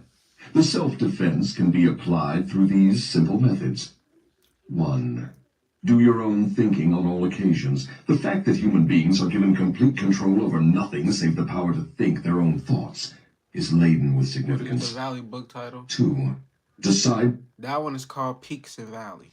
I can't remember the author's name, but if you search it on YouTube, it'll pop up. What you want from life, then create a plan for attaining it, and be willing to sacrifice everything else if necessary, rather than accept permanent defeat. 3. Analyze temporary defeat, no matter of what nature. Black people don't understand. Books got everything you need. Like shit, whatever you going through in life, there's a book about it. Like there's something about to teach you. Like shit, hey, it's just a lesson. You just what you going through. Everybody goes through it. Like shit, sometimes it's in fantasy, sometimes it's in self-help books. Shit, no matter what, it's read. That's all you gotta do. Read. Most people say, yeah, they make you sleepy, but hey, still read till you go to sleep. There's plenty of times I done did that. But now I'm turning it into something else where I don't have to fall asleep. Like it's keeping me active, so. Cause and extract from it the seed of an equivalent advantage. 4. Make sure you get his Be video willing to thumbs render up if you useful haven't service already. I really equivalent to the appreciate value it. of all material things you demand of life, And and definitely render the hit that service subscribe button. first. It's nothing to 5. hit that button. Recognize that your brain is a receiving set that can be attuned to receive communications from the universal storehouse of infinite intelligence to help you transmute your desires into their physical equivalent. 6. Recognize that your greatest asset is time, the only thing except the power of thought which you own outright, and the one thing which can be shaped into whatever material things you want. Budget your time so none of it is wasted. 7. Recognize the truth that fear generally is a filler with which the devil occupies the unused portion of your mind. that it is only a state of mind which you can control by filling the space it occupies with faith in your ability to make life provide you with whatever you demand of it. 8. When you pray, do not beg.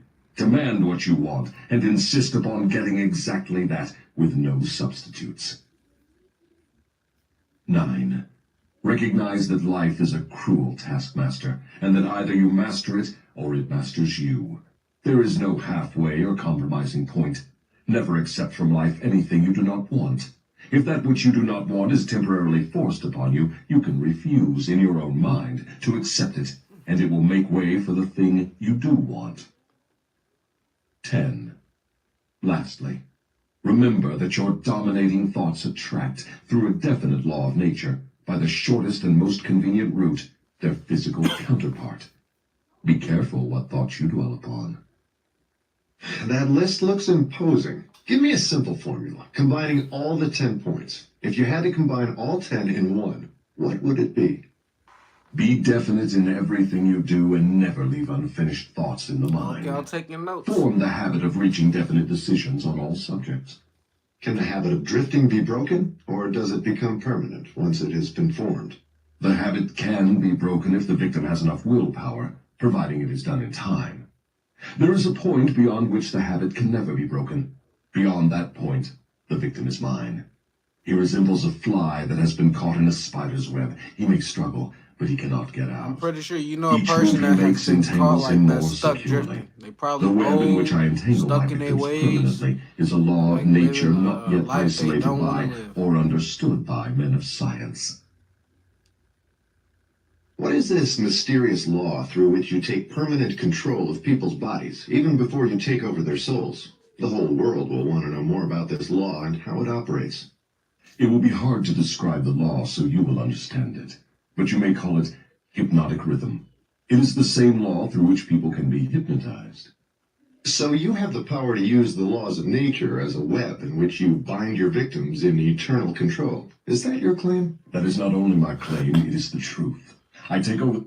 Well, he mentioned a hypnotic rhythm. That's what taught me to start hypnotizing myself for success. Hypnotizing myself to let shit go in my life. Like, so that's on YouTube. Like, find guided meditation videos that help me change my life, help with my level of thinking, like shit. So now I do those things every day. Like, I don't do the guided meditation, but I do meditate every day. So utilize those things. It's free. You don't have to go and pay somebody to teach you how to meditate. Like, or you don't have to. Even yoga. I didn't try yoga. I love to do yoga, but I don't do it as often as I want to. But it's still something like that's. It works. It helps. So, and I don't like to go to the gym. So, yoga is the next best thing to keep me stretching and in shape. minds and bodies even before they die whenever I can lure them or frighten them into hypnotic rhythm. What is hypnotic rhythm? How do you use it to gain permanent mastery over human beings? I will have to go back into time and space and give you a brief elementary description of how nature uses hypnotic rhythm. Otherwise, you will not be able to understand my description of how I use this universal law to control human beings. Go ahead, but keep your story confined to simple illustrations which come within the range of my own experience and knowledge of natural laws. Very well. I shall do my best. You, of course, know that nature maintains a perfect balance between all the elements and all the energy in the universe. You can see that the stars and the planets move with perfect precision, each one keeping its own place in time and space. You can see that the seasons of the year come and go with perfect regularity. You can see that an oak tree grows from an acorn, and a pine grows from the seed of its ancestor. An acorn never produces a pine, and a pine seed never produces an oak. These are simple things which anyone can understand. What one cannot see is the universal law through which nature maintains perfect balance throughout the myriad of universes. You, earthbound, caught a fragmentary glimpse of this great universal law when Newton discovered that it holds your Earth in its position and causes all material objects to be attracted toward the center of the Earth. He called the law gravitation. But he did not go far enough in his study of the law. If he had, he would have discovered that the same law which holds your Earth in position and helps nature maintain a perfect balance over the 4 dimensions, in which all matter and energy are contained, is the web in which I entangle and control the minds of human beings. Tell me more of this astounding law of hypnotic rhythm. As I have already stated, there is a universal form of energy with which nature keeps a perfect balance between all matter and energy. She makes specialized use of this universal building material by breaking it up into different wavelengths. The breaking up process is carried on through habit. You will better understand what I'm trying to convey if I compare it with the method by which one learns to play music. No. At first, the notes are memorized in the mind. Then they are related to one another through melody and rhythm. By repetition, the melody and I rhythm can't become lie. I fixed in cuss the in front of mind. my children, but they ask me before, like, they know they can't cuss, but they'll still ask me, Daddy, can I cuss? No, I still got to tell them no. But I know, shit, as they get older and they get out of school, no matter how old, like, I know I was cussing in middle school. Well, shit, elementary, I was cussing. As soon as I left home, I was able to, like, say them words. Boy, I was happy. I felt free to say cuss words, so shit. Observe how It ain't even a cuss relentlessly the word. The cuss musician word must is repeat I a tune can't, before he masters it. like, try. Like, those are curse words. Like, ass, shit, fuck, bitch. That ain't no cuss word. That's just a fucking regular ass word. Through repetition, the musical notes blend, and then you have music. Any Let me stop impulse of stopping the thought book. that the mind I repeats love this over book, so and let me over stop through interrupting. habit forms an organized rhythm. Undesirable habits can be broken. They must be broken before they assume the proportions of rhythm. Are you following me? Yes. Well, to continue. Rhythm is the last stage of habit. Any thought or physical movement which is repeated over and over through the principle of habit finally reaches the proportion of rhythm. Then the habit cannot be broken, because nature takes it over and makes it permanent. It is something like a whirlpool in water. An object may keep floating indefinitely unless it is caught in a whirlpool. Then it is carried round and round, but it cannot escape. The energy with which people think may be compared with water in a river. So this is the way in which you take control of the minds of people, is it? Yes. All I have to do to gain control over any mind is to induce its owner to drift. Am I to understand that the habit of drifting is the major danger through which people lose their prerogative or privilege of thinking their own thoughts and shaping their own earthly destinations? That and much more. Drifting is also the habit through which I take over their souls after they give up their physical bodies. Then the only way a human being can be saved from eternal annihilation is by maintaining control over his own mind while he is on this earth. Is that true? You have stated the truth perfectly. Those who control and use their minds escape my web. I get all the others as naturally as the And sun that's sets why in the west. spirits, like, come to me, because once they transition, like, they be in a negative way of thinking because they didn't wake up. So, like, they spirit comes to me because I'm super woke and my light shines on the other side. This is I had a good this I had a good brother. Is that a book? Or is you just saying this is odd?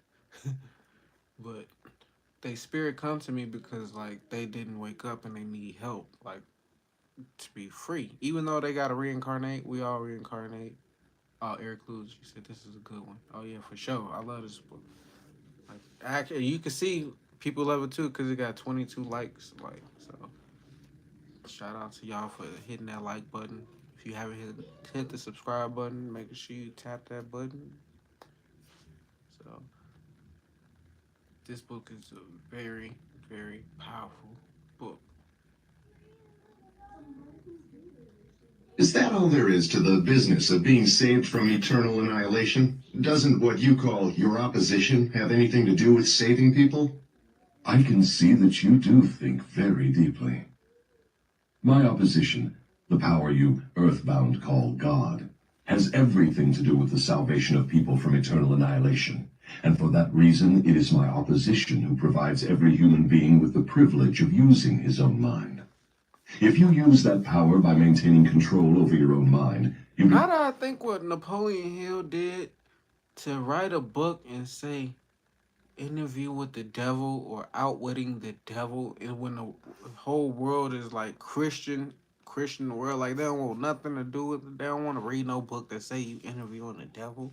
like they thinking like, why would you fucking do that? Like, why would you talk to the devil? But in his mind, like he's a deep thinker, and like he want to know why the devil, like why does the devil do the things he do?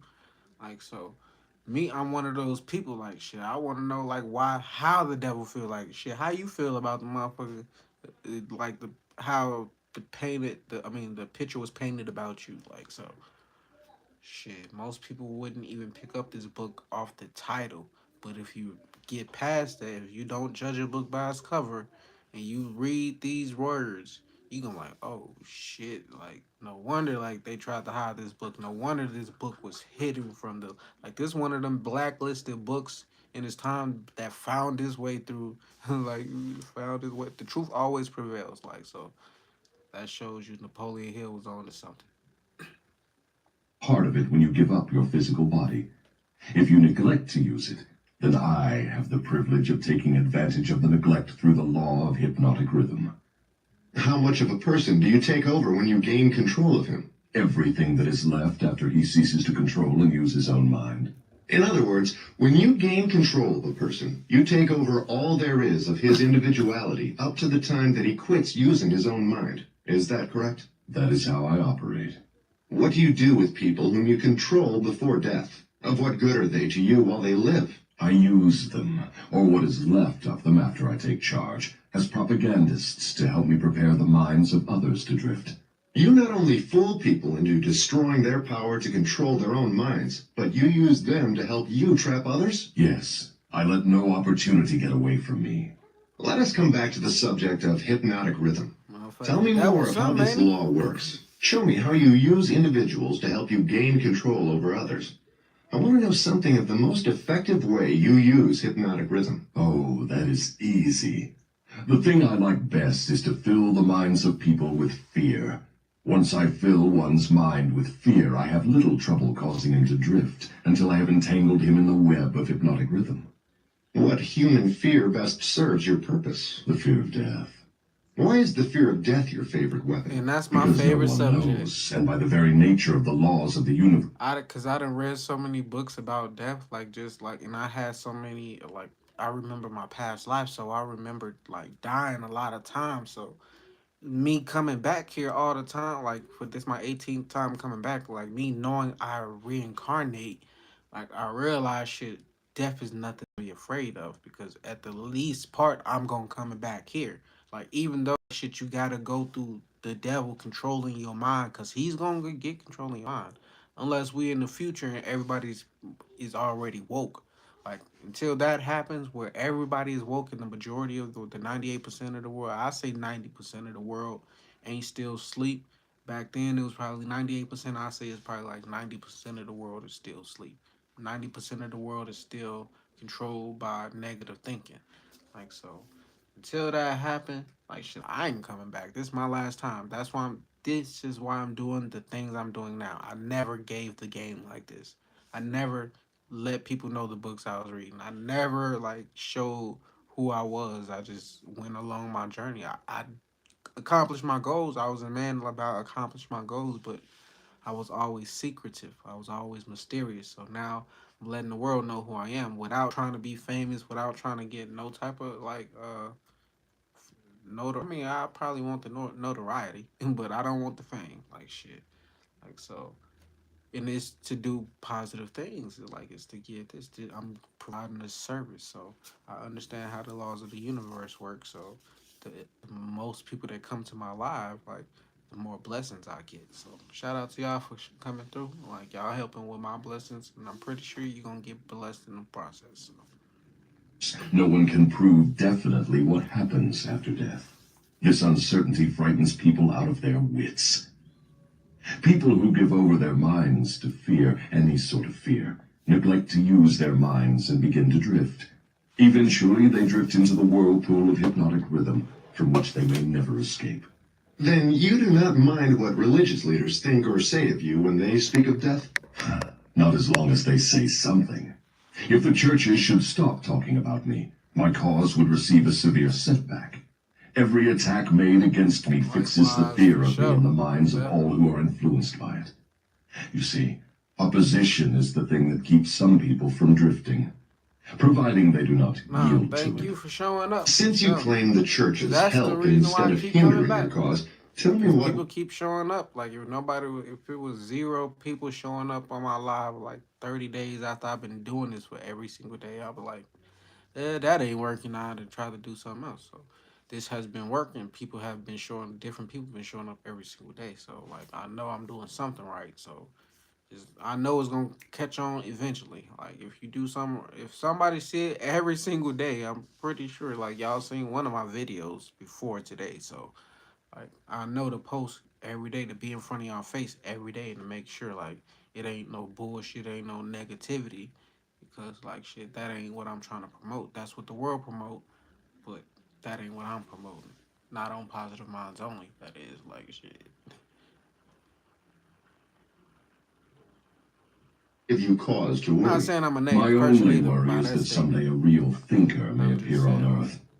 Cause I know that could have went on another way. Somebody could have heard that, like, "Well, you ain't who you is when you get off the camera." Nah, I'm me at all times. But as far as positive minds only, like, I would never share nothing like that's of negative nature. Now, like, if I was to create some other shit to see how that go, like, cause that's what I want to do. I want to test some shit. I want to like create a negative thing, like not negative, but you know how the world is, like some bullshit. T shit, drama shit, compared to like this channel, Positive Minds Only. I wanted to see like which one grows quicker, because I know the world tends to negativity. I asked my wife earlier today. I was like, if I was to create a show called My Fucked Up Life or My Positive Life, which one would you rather watch? And I asked my wife and her twin sister, and they was like, I'd rather watch My Fucked Up Life. I'm like, yeah, do you see like how that goes? Like nobody wants to see the positive shit. Like so, like I'm like, let me see how I'm gonna do a test. I ain't gonna tell y'all what it is, but I'm gonna just create some shit. I'm gonna see how it's going. Your views are doing well considering the time you put them out. Exactly, like so, and to see that people see that my videos are doing well for themselves, like that's a positive thing, like for me, like so that lets me know I'm doing the right thing, and my goal is to get monetized overall, like so. I'm like 3,000 hours in, and shorts don't help you get monetized. Like they don't go towards your watch time hours. They go when you get paid. Once you monetize, then the shorts work. They can get you paid, but they not gonna work towards your watch time hours. And I got over 50,000 watch out time hours, but I only got over 1,000 public watch time hours to get monetized. So getting on live every day is helping that. Like that's and books is even helping me stay on here longer. Like so if compared to like the lives where it's just me talking, like it was hard for me to like continue. I mean, it wasn't truly hard, but it was kind of difficult when I didn't meditate before a live to like stay on a live for more than an hour. But if I meditate before a live, like I can go at least 2 hours. So now I've incorporated meditating every single day before I hop on live because that's gonna help me easily not focus on the time. It's gonna help the time go by faster. Like so I found my formula and every day like I'm adding new things to it. Like so after I get off this live tonight, I'm gonna like just play a book on live just overnight just in case people just want to hear another book. Like so I played the Celestine Prophecy yesterday, and the day before that, I played Harry Potter, the Sorcerer's Stone. So I don't know what I'm gonna play overnight tonight, but just know I'm gonna play a book because I know that gets watch time out. So anyway, I'm trying to like get my watch time hours up the fastest way. Like I said, I'm doing it that way. So I'm encouraging other people to do the same thing. Post shorts and get on live. Like Drifty Joe, this is my first time in the stream. I'm still back at Drifty. But this is awesome, brother. Keep it up, doing God's work out of here. I found you through subscribing from me. Exactly. So like I found it. I found my formula to like getting views and subscribers. So now I found my formula to getting my watch time hours up. Like so, I'm just working every single day, not taking no break because I was already on. I was already on YouTube every single day watching other people's stuff. So I just switch that into like just being putting myself out there on camera, and there's nothing to turn this camera on and go live because I be in my office all day listening to books, listening to lectures, just watching other YouTube videos, like just doing the same thing without the camera on. So I'm like, I know I can get monetized, and I know I can make a lot of money on YouTube because I got two brothers who accomplished that goal already. I'm the third one, so hey, I know I'm going. I know about the law of attraction.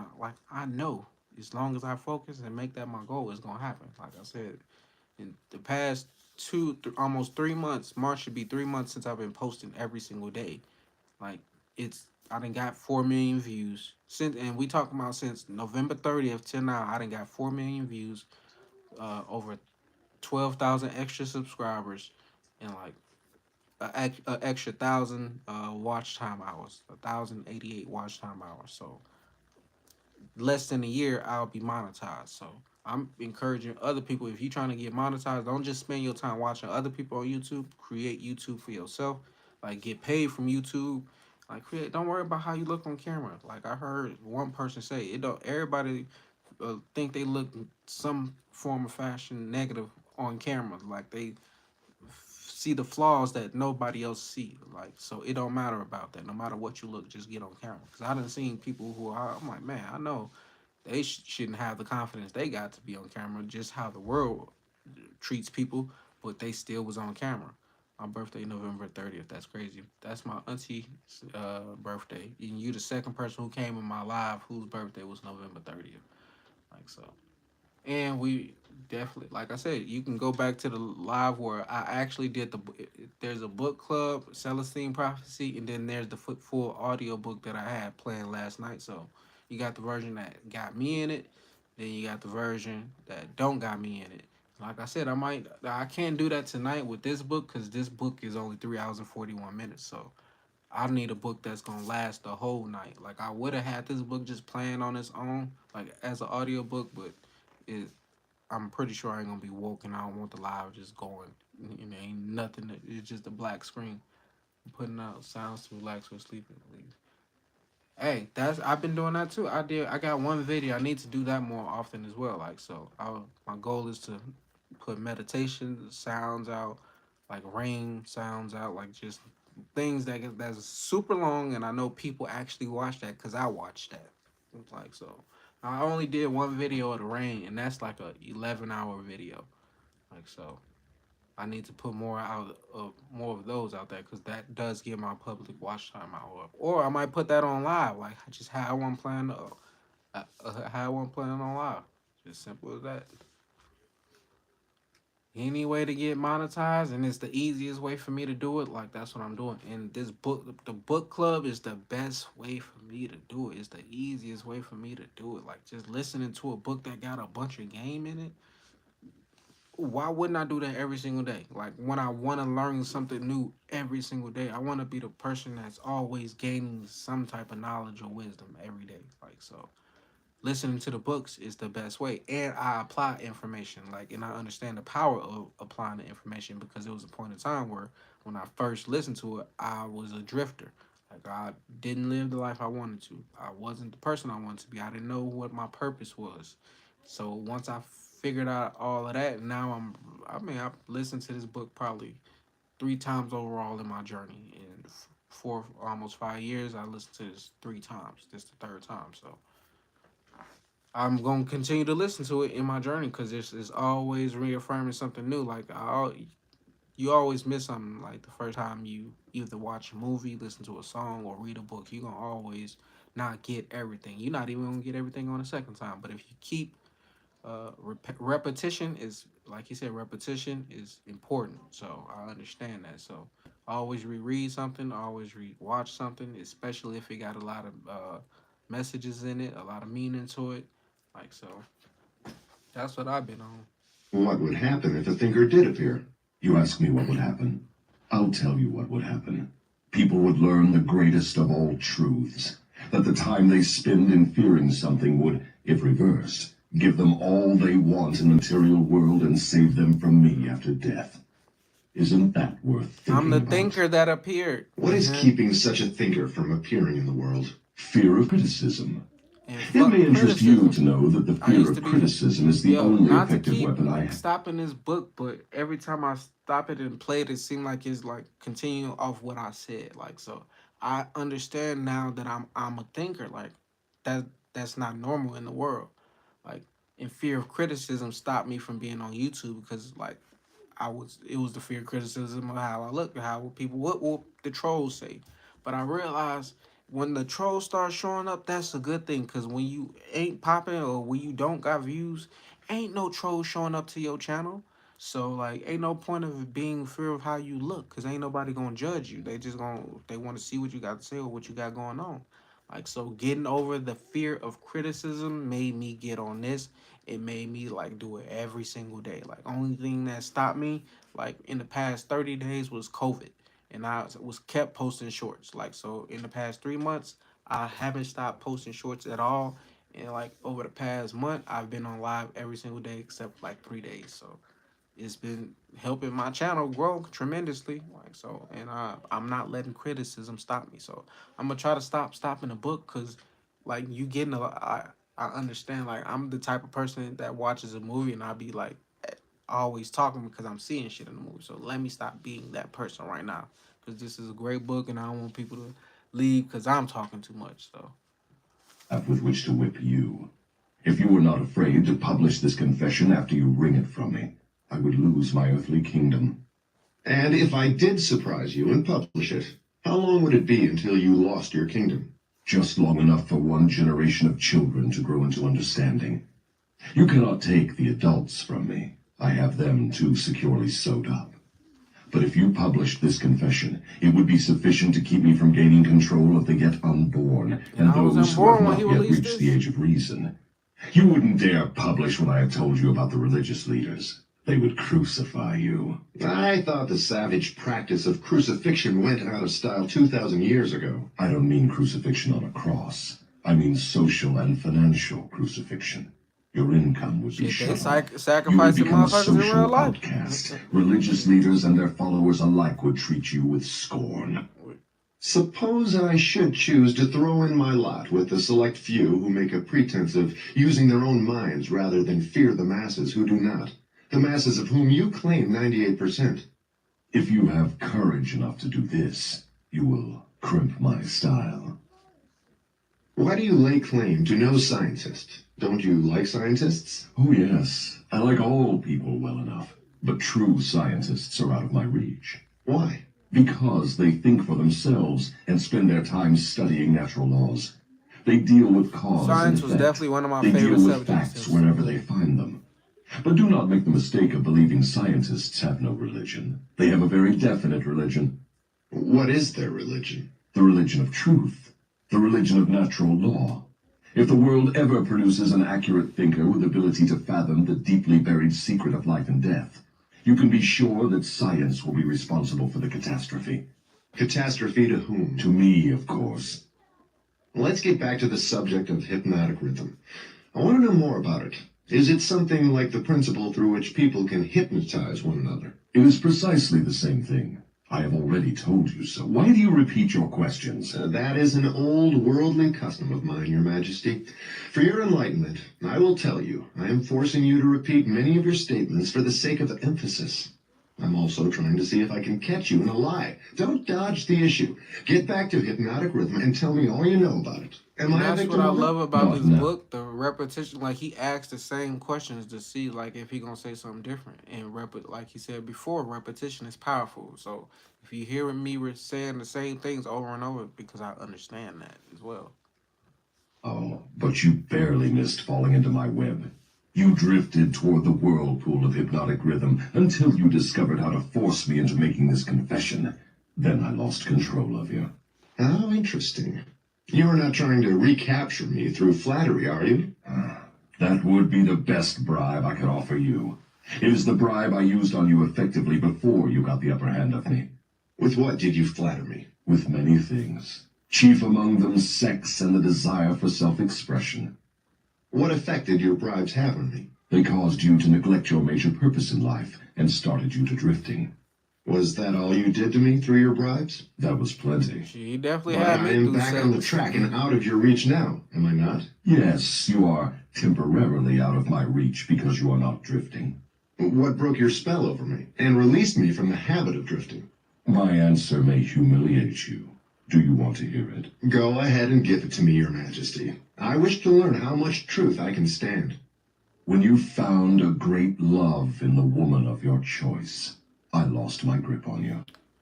So you were going to accuse me of hiding behind a woman? I know I said I was gonna stop pausing it, but like shit be just everything he be said be ringing true to just my life and what goes on. Like shit, once I found my wife, like that's when it made me want to like do better in life because I realized shit.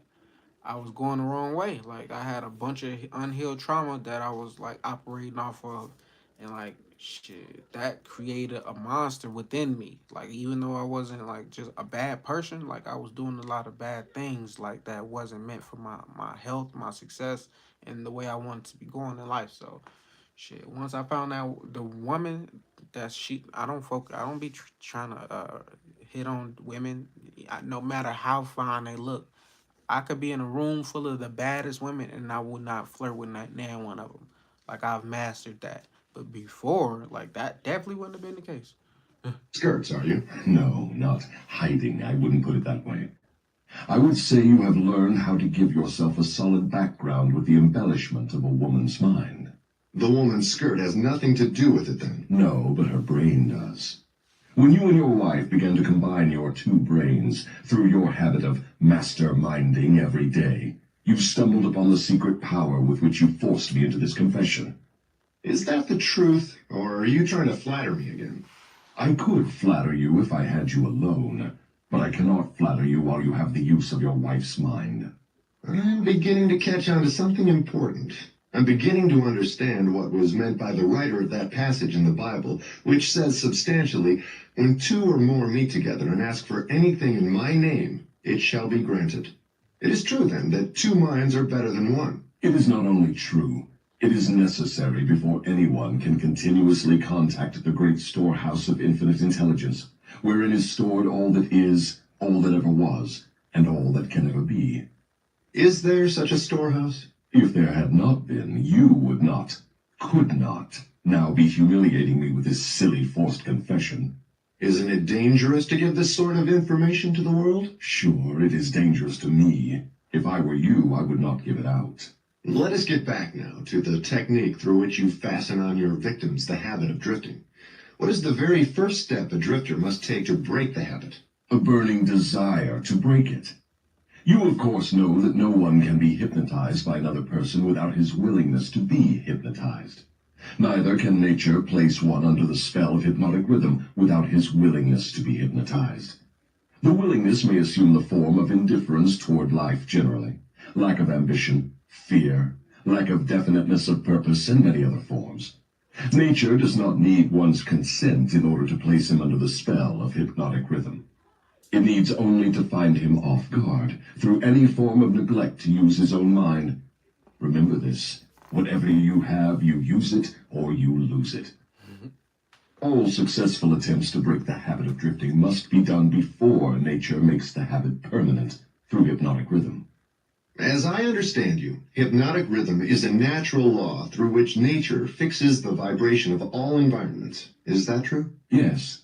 Nature uses hypnotic rhythm to make one's dominating thoughts and one's thought habits permanent. That is why poverty is a disease. Nature makes it so by fixing permanently the thought habits of all who accept an unavoidable circumstance. Through this same law of hypnotic rhythm, nature will also fix permanently positive thoughts of opulence and prosperity. Perhaps you will better understand the working principle of hypnotic rhythm if I tell you its nature is to fix permanently all habits, whether they are mental or physical. If your mind fears poverty, your mind will attract poverty. If your mind demands opulence and expects it, your mind will attract the physical and financial equivalents of opulence. This is in accordance with an immutable law of nature. Did the writer of that sentence in the Bible, whatsoever a man soweth, that shall he also reap, have in mind this law of nature? He could have nothing else in mind. The statement is true. You can see evidence of its truth in all human relationships. And that is why the man who forms the habit of drifting through life must accept whatever life hands him. Is that correct? That is absolutely correct. Life pays the drifter its own price on its own terms. The non-drifter makes life pay on his own terms. Doesn't the question of morals enter into what one gets from life? To be sure, but only for the reason that one's morals have an influence on one's thoughts. No one can collect what he wants from life merely by being good, if that is what you want to know. No, I guess not. I see what you mean.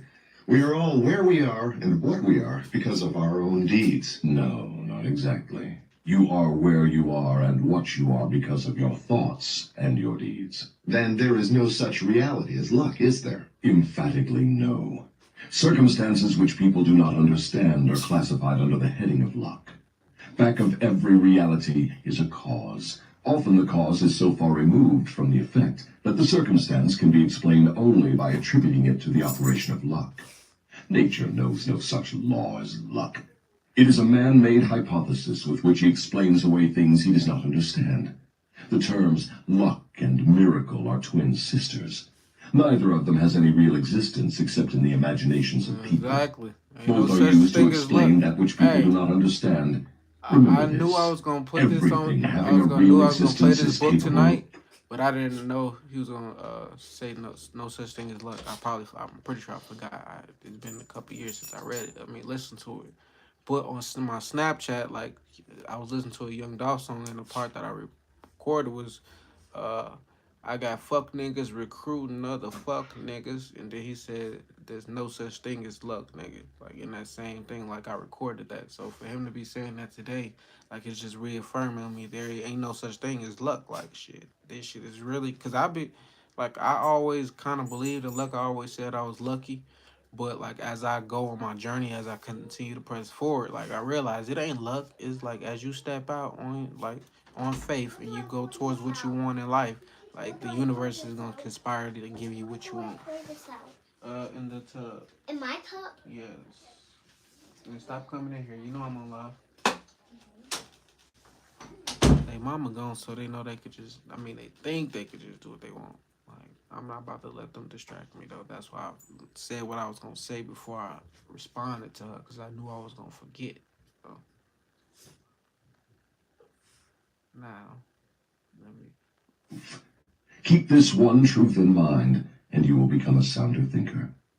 Which is more important, one's thoughts or one's deeds? All deeds follow thoughts. There can be no deeds without their having first been patterned in thought. Moreover, all thoughts have a tendency to clothe themselves in their physical counterpart. One's dominating thoughts, that is, the thoughts one mixes with the emotions, desire, hope, faith, fear, hate, greed, enthusiasm, not only have a tendency to clothe themselves in their physical equivalent, but they are bound to do so.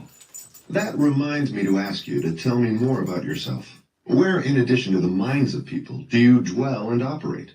I operate wherever there is something I can control and appropriate. I have already told you I am the negative portion of the electron of matter. I am the explosion in lightning. I am the pain and disease and physical suffering. I am the New to the unseen chat, general please in give it a warfare. thumbs up. I I really am the appreciate unknown it. If you commissioner already of gave it poverty a and thumbs famine. up, hit that I am the subscribe button. If executioner you of haven't hit that subscribe extraordinary button, death. or if you already hit I the am the subscribe button, inspirer of make lust sure you hit after that the flesh. notification bell. And I if am you the already creator did of that, I jealousy really and fuck with you. envy and But I fuck with greed. you if you just hit the I like am the button too. instigator So of fear. shout out I to am you. the genius who converts the achievements of men of science into instruments of death. I am the destroyer of harmony in all manner of human relationships. I am the antithesis of justice. I am the driving force in all immorality. I am the stalemate of all good. My I dog's am making anxiety, fucking noises. suspense, superstition, and insanity. I am the destroyer of hope and faith. I am the inspirer of destructive gossip and scandal. I am the discourager of free and independent thought. In brief, I am the creator of all forms of human misery, the instigator of discouragement and disappointment. And you do not call that cold and cruel? I call that definite and dependable. The world depression broke up the habits of men everywhere and redistributed the sources of opportunity in all walks of life on an unprecedented scale. The drifter's pet alibi, with which he tries to explain away his undesirable position, is his cry that the world has run dry of opportunities. Non-drifters do not wait for opportunity to be placed in their way. They create opportunity to fit their desires and demands of life. Are non-drifters smart enough to avoid the influence of hypnotic rhythm? No one is smart enough to dodge the influence of hypnotic rhythm. One could just as easily avoid the influence of the law of gravity. The law of hypnotic rhythm fixes permanently the dominating thoughts of men, whether they be drifters or non-drifters. There is no reason why a non-drifter would want to avoid the influence of hypnotic rhythm, because that law is favorable to him. It helps him convert his dominating aims, plans, and purposes into their physical replicas. It fixes his habits of thought and makes them permanent. Only the drifter would wish to dodge the influence of hypnotic rhythm. For the better portion of my adult life, I've been a drifter. How did I manage to escape being swept into the whirlpool of hypnotic rhythm? You haven't escaped. The major portion of your dominating thoughts and desires since you reached adulthood has been a well-defined, definite desire to understand all the potentialities of the mind. You may have drifted on thoughts of lesser importance, but you did not drift in connection with this desire. Because you did not drift, you are now recording a document which gives you exactly what your dominating thoughts demanded of life. Why doesn't your opposition use hypnotic rhythm to make permanent one's higher thoughts and nobler deeds?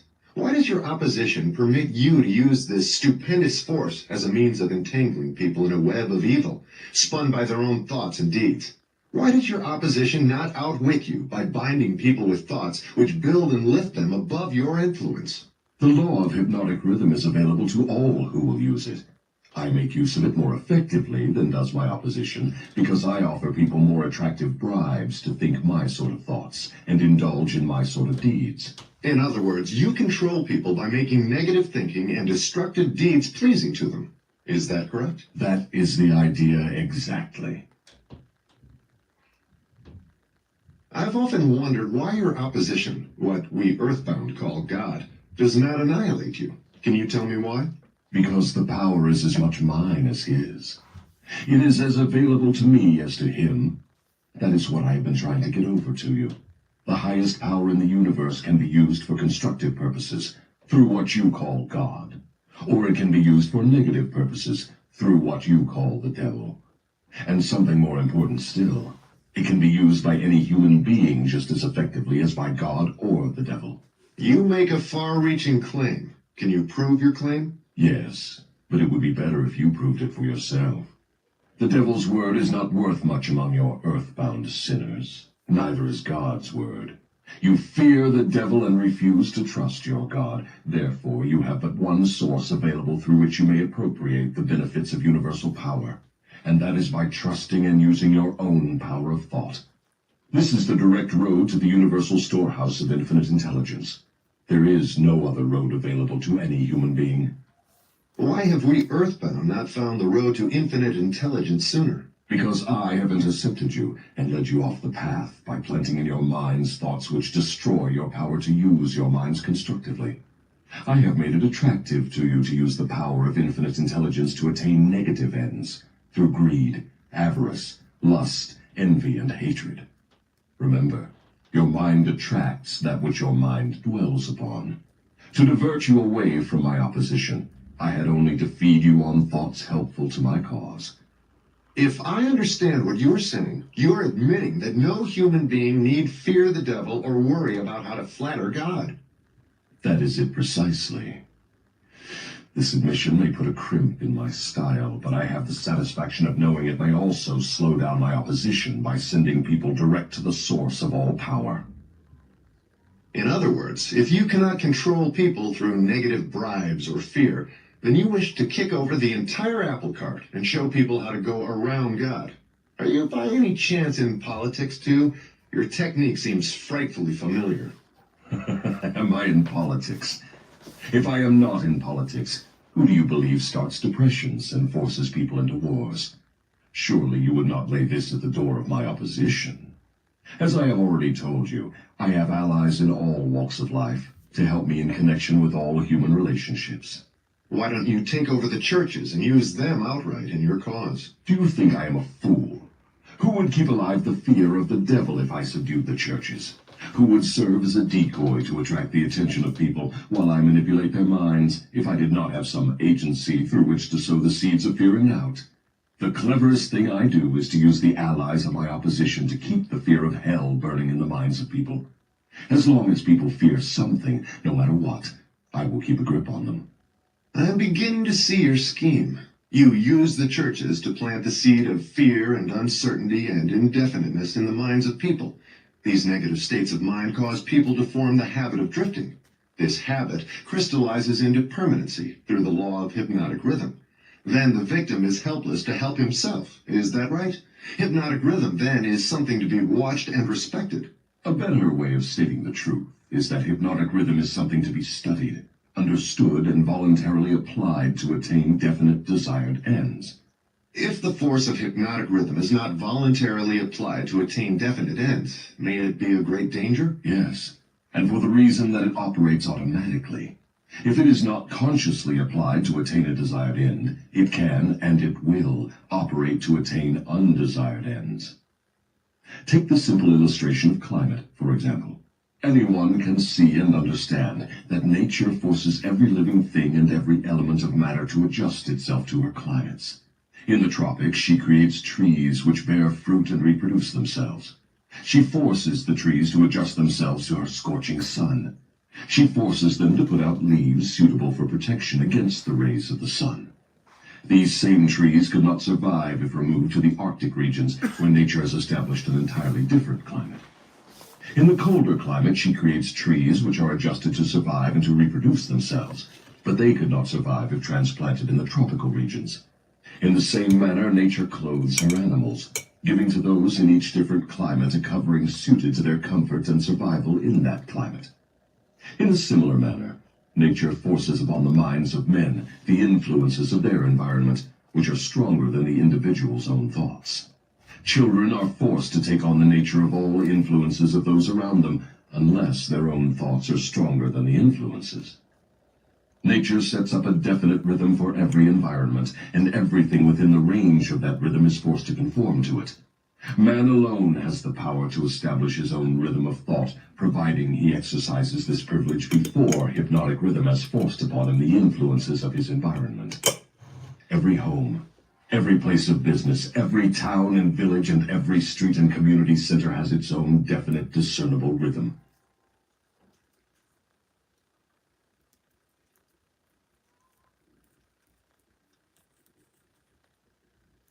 Shit paused on itself. Shit. Internet tripping again. But Person who thinks in terms of power, success,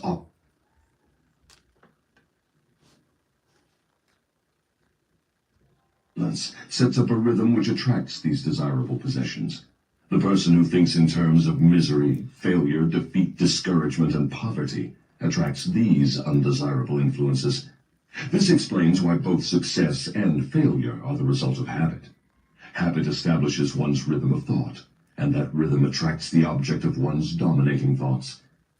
Hypnotic rhythm is something resembling a magnet which attracts things for which it has a magnetic affinity. Is that correct? Yes, that is correct. That is why the poverty-stricken herd themselves into the same communities. It explains that old saying, misery loves company. It also explains why people who begin to succeed in any undertaking find that success multiplies with less effort as time goes on.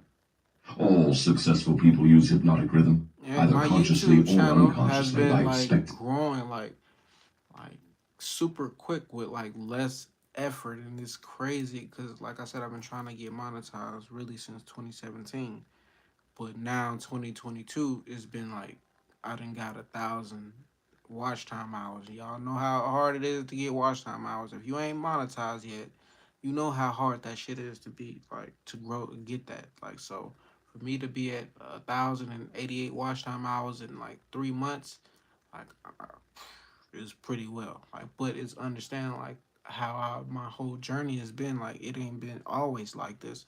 Like, I ain't always had this easy route. Like, as far as growing my channel. But once I started like applying this information, like just and not just this book, but a lot of other books. Once I applied the information, life has been a lot easier for me. So I've been trying to make it easier for other people because what's the point of me like having the knowledge and the secrets to success if I'm not putting nobody else on? Like I know people like that, and I'm not one of them people. And demanding success. The demand becomes a habit. Hypnotic rhythm takes over the habit, and the law of harmonious attraction translates it into its physical equivalent. In other words, if I know what I want from life, demand it, and back my demand by a willingness to pay life's price for what I want, and refuse to accept any substitutes, the law of hypnotic rhythm takes over my desire and helps, by natural and logical means, to transmute it into its physical counterpart. Is that true? That describes the way the law works. Science has established irrefutable evidence that people are what they are because of heredity and environment. They bring over with them at birth a combination of all the physical qualities of all their numberless ancestors. After they arrive here, they reach the age of self-consciousness, and from there on, they shape their own personalities and more or less fix their own earthly destinations as the result of the environmental influences to which they are subjected, especially the influences which control them during early childhood. These two facts have been so well established, there's no room for any intelligent person to question them. How can hypnotic rhythm change the nature of a physical body, which is a combination of thousands of ancestors who have lived and died before one is born? How can hypnotic rhythm change the influence of one's environment? People who are born in poverty and ignorance have a strong tendency to remain poverty-stricken and ignorant all through life. What, if anything, can hypnotic rhythm? When he said like it took thousands of ancestors for you to be born, like that's why I'm heavy on acknowledging them and giving them that respect and praise, like my ancestors, so to say, because I know it's thousands of them, and like with they spirit, like they be helping me like just through life. That's where luck come in. That's where miracles come in. Like shit, when I'm giving them that true honor, most people get that honor to just Jesus and God, but life don't be working out in their favor. When I give that the same energy to my ancestors, like blessings happen every single time. So I understand the power of like just spirituality and like not worshiping or praising, but like just paying attention to the right things that's gonna help you get to where you want in life. About this? Hypnotic rhythm cannot change the nature of the physical body one inherits at birth, but it can and it does modify change, control and make permanent one's environmental influences. If I understand what you mean, a human being is forced by nature to take on and become a part of the environment he chooses, or the environment that may be forced upon him? That is correct. But there are ways and means by which an individual may resist the influences of an environment he does not wish to accept, and also a method of procedure by which one may reverse the application of hypnotic rhythm from negative to positive ends. Do you mean that there is a definite method by which hypnotic rhythm can be made to serve instead of destroy one? I mean just that. Tell me how this astounding end may be attained. For my description to be of any practical value, it will be necessarily lengthy, because it will have to cover 7 principles of psychology, which must be understood and applied by all who use hypnotic rhythm to aid them in forcing life to yield that which they want. Then break your description into 7 parts, each giving a detailed analysis of one of the 7 principles. He's like, I don't with give a fuck how simple long it take, instructions just for break its that shit practical down application. to the T. Your Majesty will now proceed to unfold the secrets of the 7 principles through which human Y'all beings may probably force life wondering to why provide them Napoleon with Hill spirit. is calling the devil, Your Majesty, is because like he said that in the beginning of the book. I want to be addressed as such, and that's the only way I'm gonna give you these answers. Is if you tell me, address me as Your Majesty. So Napoleon Hill say, hey, fuck it, that's what you want to be called. I'm gonna call you Your Majesty. Like so, he giving the game. The devil is giving up the game of like why the world it is and like how to avoid being trapped by him. Like so, shout out to Napoleon Hill for that. Mental, and physical freedom. Do not be sparing in your description of these principles. I want a complete illustration of how the principles may be used by anyone who chooses to use them. Tell us all you know about the principle of definiteness of purpose. If you go through with this mad idea of publishing my confession, you will open the gates of hell and turn loose all the precious souls I have collected back down through the ages. You will deprive me of souls yet unborn. Definitely shout out to the You will release from my Napoleon. bondage millions now living. Stop, I beg of you. Open up. Let's hear what you have to say about the principle of definiteness of purpose. You are pouring water on the fires of hell, but the responsibility is yours, not mine. I may as well tell you that any human being who can be definite in his aims and plans can make life hand over whatever is wanted. That is a broad claim, Your Majesty. Do you wish to tone it down a bit? Tone it down? No, I wish to tone it up. When you hear what I now have to say, you will understand why the principle of definiteness is so important. My opposition uses a clever little trick to cheat me of my control over people. The opposition knows that definiteness of purpose closes the door of one's mind so tightly against me that I cannot break through unless I can induce one to form the habit of drifting. Why doesn't your opposition give your secret to all people by telling them to avoid you through definiteness of purpose? You have already admitted that 2 out of every 100 people belong to your opposition. Because I am more clever than my opposition. I draw people away from definiteness with my promises. You see, I control more people than my opposition because I am a better salesman and a better showman. I attract people by feeding them liberally of the thought habits in which they like to indulge. Is definiteness of purpose something with which one must be born, or may it be acquired?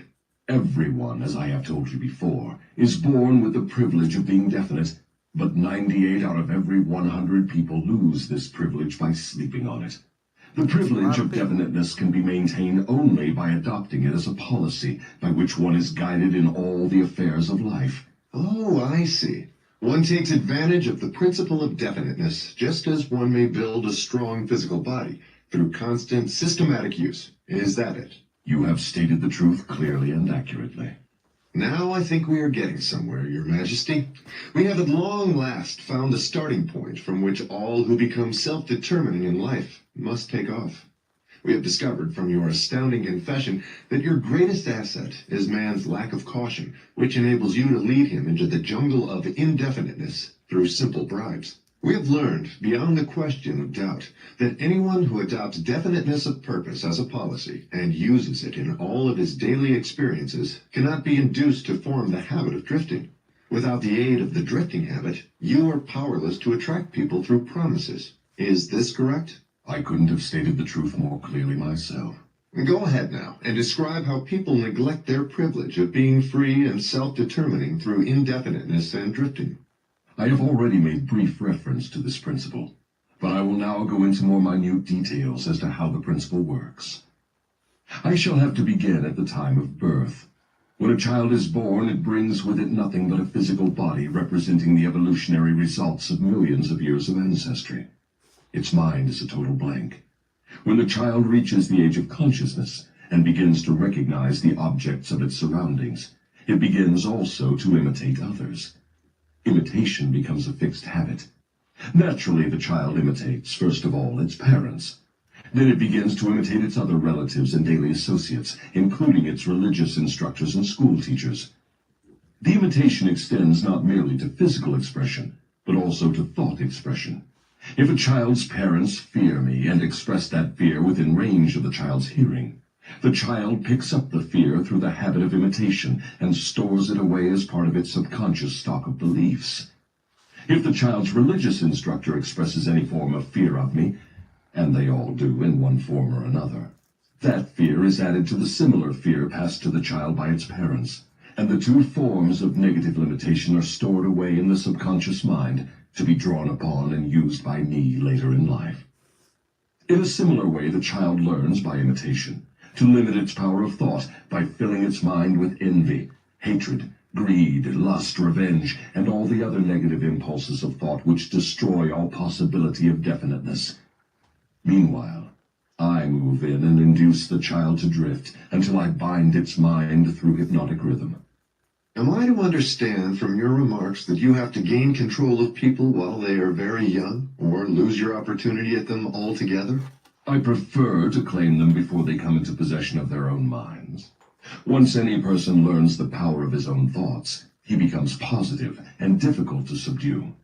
As a matter of fact, I cannot control any human being who discovers and uses the principle of definiteness. Is the habit of definiteness a permanent protection against your control? No, not by any means. Definiteness closes the door of one's mind to me only as long as that person follows the principle as a matter of policy.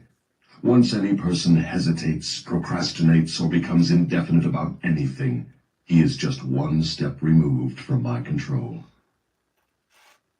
What has definiteness to do with one's material circumstances? I want to know if one may acquire power through definiteness of purpose without inviting destruction through the law of compensation. Your question limits my illustrations because there are so few people in the world who understand, and there have been so few in the past who understood, how to use definiteness of purpose without attracting to themselves the negative application of the law of compensation. Here you are forcing me to disclose one of my most prized tricks. I am bound to tell you that I eventually reclaim for my cause all who escape me temporarily through definiteness of purpose. Yeah, fuck that. I'm The reclamation permanently is made by escaping. filling the mind with greed for power and the love of egotistical expression, until the individual falls into the habit of violating the rights of others. Then I step in with the law of compensation and reclaim my victim. So I see from your admission that definiteness of purpose may be dangerous in proportion to its possibility as a power. Is that true? Yes. And what is more important, every principle of good carries with it the seed of an equivalent danger. That is hard to believe. What danger, for example, can there be in the habit of love of truth? The danger lies in the word habit. All habits, save only that of the love of definiteness of purpose, may lead to the habit of drifting. Love for truth, unless it assumes the proportion of definite pursuit of truth, may become similar to all other good intentions. You know, of course, what I do with good intentions. Is love for one's relatives also dangerous? The love for anything or anyone, save only the love of definiteness of purpose, may become dangerous. Love is a state of mind which beclouds reason, saps willpower, and blinds one to facts and truth. Everyone who becomes self-determining and gains spiritual freedom to think his own thoughts must examine carefully every emotion that seems even remotely related to love. You may be surprised to know that love is one of my most effective baits. With it, I lead into the habit of drifting those whom I could attract with nothing else. That is why I have placed it at the head of my list of bribes. Show me what any person loves most, and I will have my cue as to how that person can be induced to drift, until I bind him with hypnotic rhythm. Love and fear combined give me the most effective weapons with which I induce people to drift. One is as helpful to me as the other. Both have the effect of causing people to neglect to develop definiteness in the use of their own minds. Give me control over a person's fears and tell me what he loves most, and you may as well mark that person down as my slave. Both love and fear are emotional forces of such stupendous potency that either may completely set aside the power of will and the power of reason. Without will and reason, there is nothing left to support definiteness of purpose. But, Your Majesty, life would not be worth living if people never felt the emotion of love. Ah, you are right as far as your reasoning goes, but you neglected to add that love should be under one's definite control at all times. Of course, love is a desirable state of mind, but it also is a palliative, which may be used to limit or destroy reason and willpower, both of which rate above love in importance to human beings who want freedom and self-determination. I understand from what you say that people who gain power must harden their emotions, master fear, and subdue love. Is that correct? People who gain and maintain power must become definite in all their thoughts and all their deeds. If that is what you call hard, then they must become hard. Let us look into the sources of advantage of definiteness in the everyday affairs of life. Which is more apt to succeed, a weak plan applied with definiteness, or a sound, strong plan indefinitely applied? Weak plans have a way of becoming strong if definitely applied. You mean that any plan definitely put into continuous action in pursuit of a definite purpose may be successful, even if it is not the best plan? My Yes, plan to get I mean just monetized is that. working. Definiteness of purpose plus definiteness of plan by which the purpose is to be achieved generally succeeds, no matter how weak the plan may be. The major difference between a sound and an unsound plan is that the sound plan, if definitely applied, may be carried out more quickly than an unsound plan. In other words, if one cannot be always right, one can and should be always definite. Is that what you were trying to get across to me? That is the idea. People who are definite in both their plans and their purposes never accept temporary defeat as being more than an urge to greater effort. You can see for yourself that this sort of policy is bound to win if it is followed with definiteness. Can a person who moves with definiteness of both plan and purpose be always sure of success? No. The best of plans sometimes misfire. But the person who moves with definiteness recognizes the My difference first between master plan temporary definitely defeat backfired. and failure. When plans fail, he substitutes others, but he does not change his purpose. He perseveres. Eventually, he finds a plan that succeeds. Will a plan based upon immoral or unjust ends succeed as quickly as one motivated by a keen sense of justice and morality? Through the operation of the law of compensation, everyone reaps that which he sows. Plans based on unjust or immoral motives may bring temporary success, but enduring success must take into consideration the fourth dimension, time. Time is the enemy of immorality and injustice. It is the friend of justice and morality. Failure to recognize this fact has been responsible for the crime wave among the youths of the world. The youthful, inexperienced mind is apt to mistake temporary success for permanency. The youth often makes the mistake of coveting the temporary gains of immoral, unjust plans, but neglects to look ahead and observe the penalties which follow as definitely as night follows day. This is pretty deep stuff, Your Majesty. Let us get back to the discussion of lighter and more concrete subjects that are likely to interest the majority of people. I'm interested in discussing the things that make people happy and miserable, rich and poor, sick and healthy.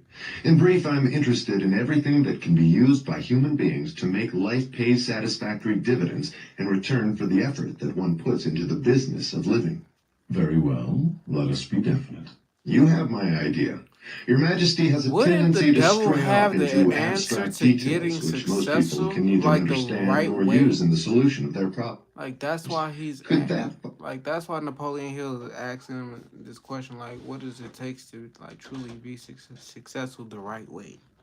Like, yeah, you can ask God, but who run this motherfucker? The devil.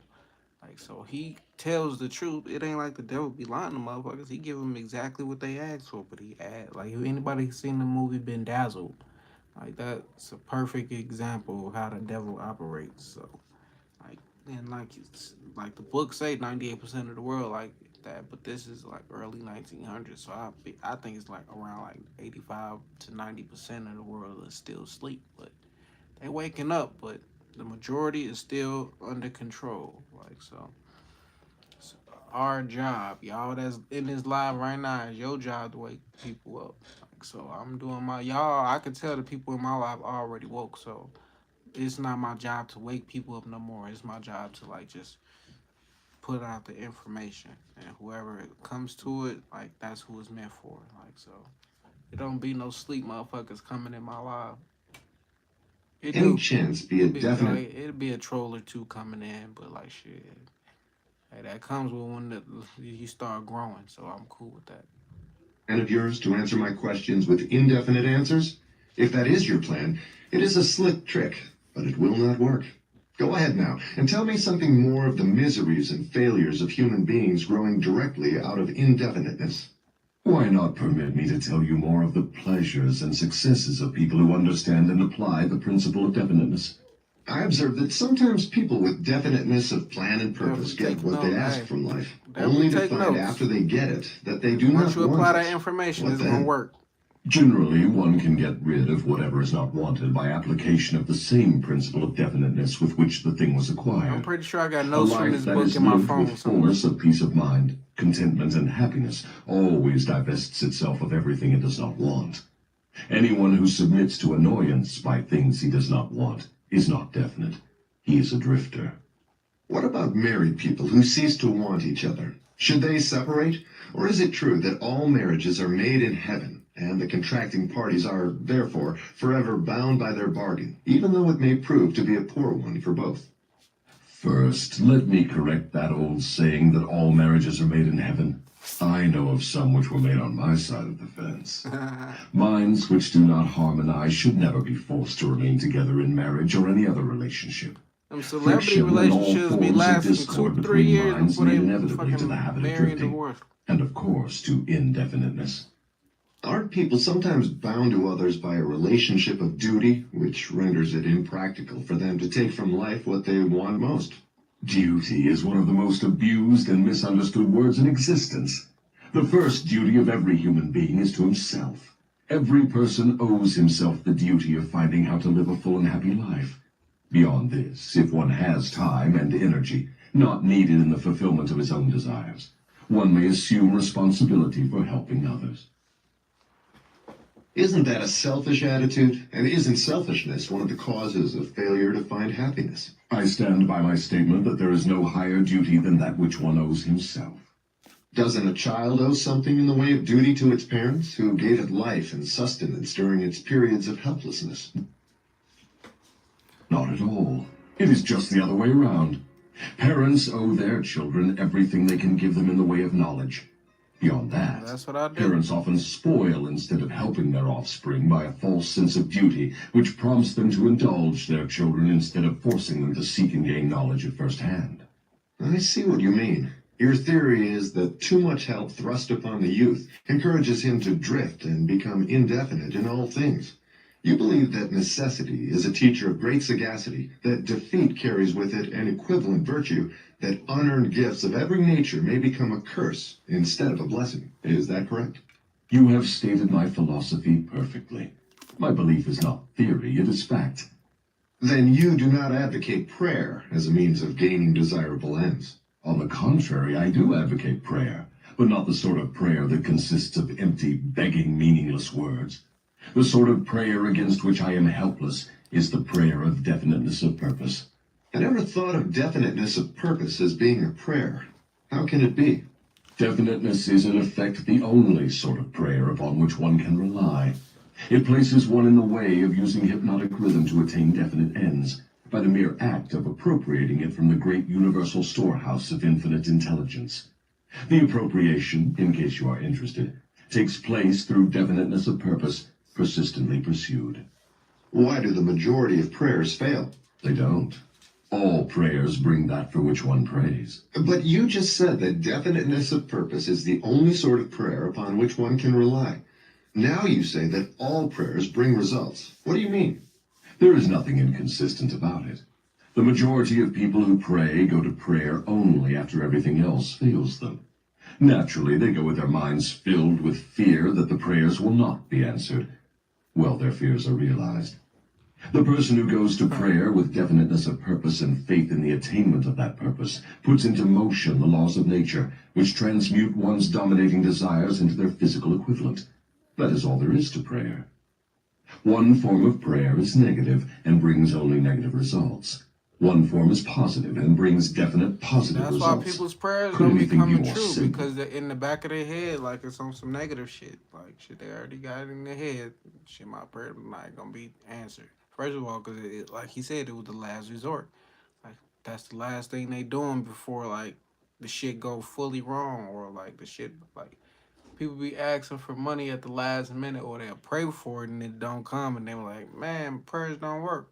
It's because first of all, you knew it was you thought it wasn't gonna work. Like you already going in there with a negative mindset towards your goals or what you want. Like when you pray, it should be the first thing you do, and it should be with definite purpose, meaning like shit, knowing like that's exactly what I want. That's exactly what's gonna come, and it's gonna come like, and it probably won't come when you want it, but it's definitely gonna come. Like without People fear, who lie. without none of that, like definite person, like meaning like you ain't got no fear for what you ask for, what you believe you gonna get.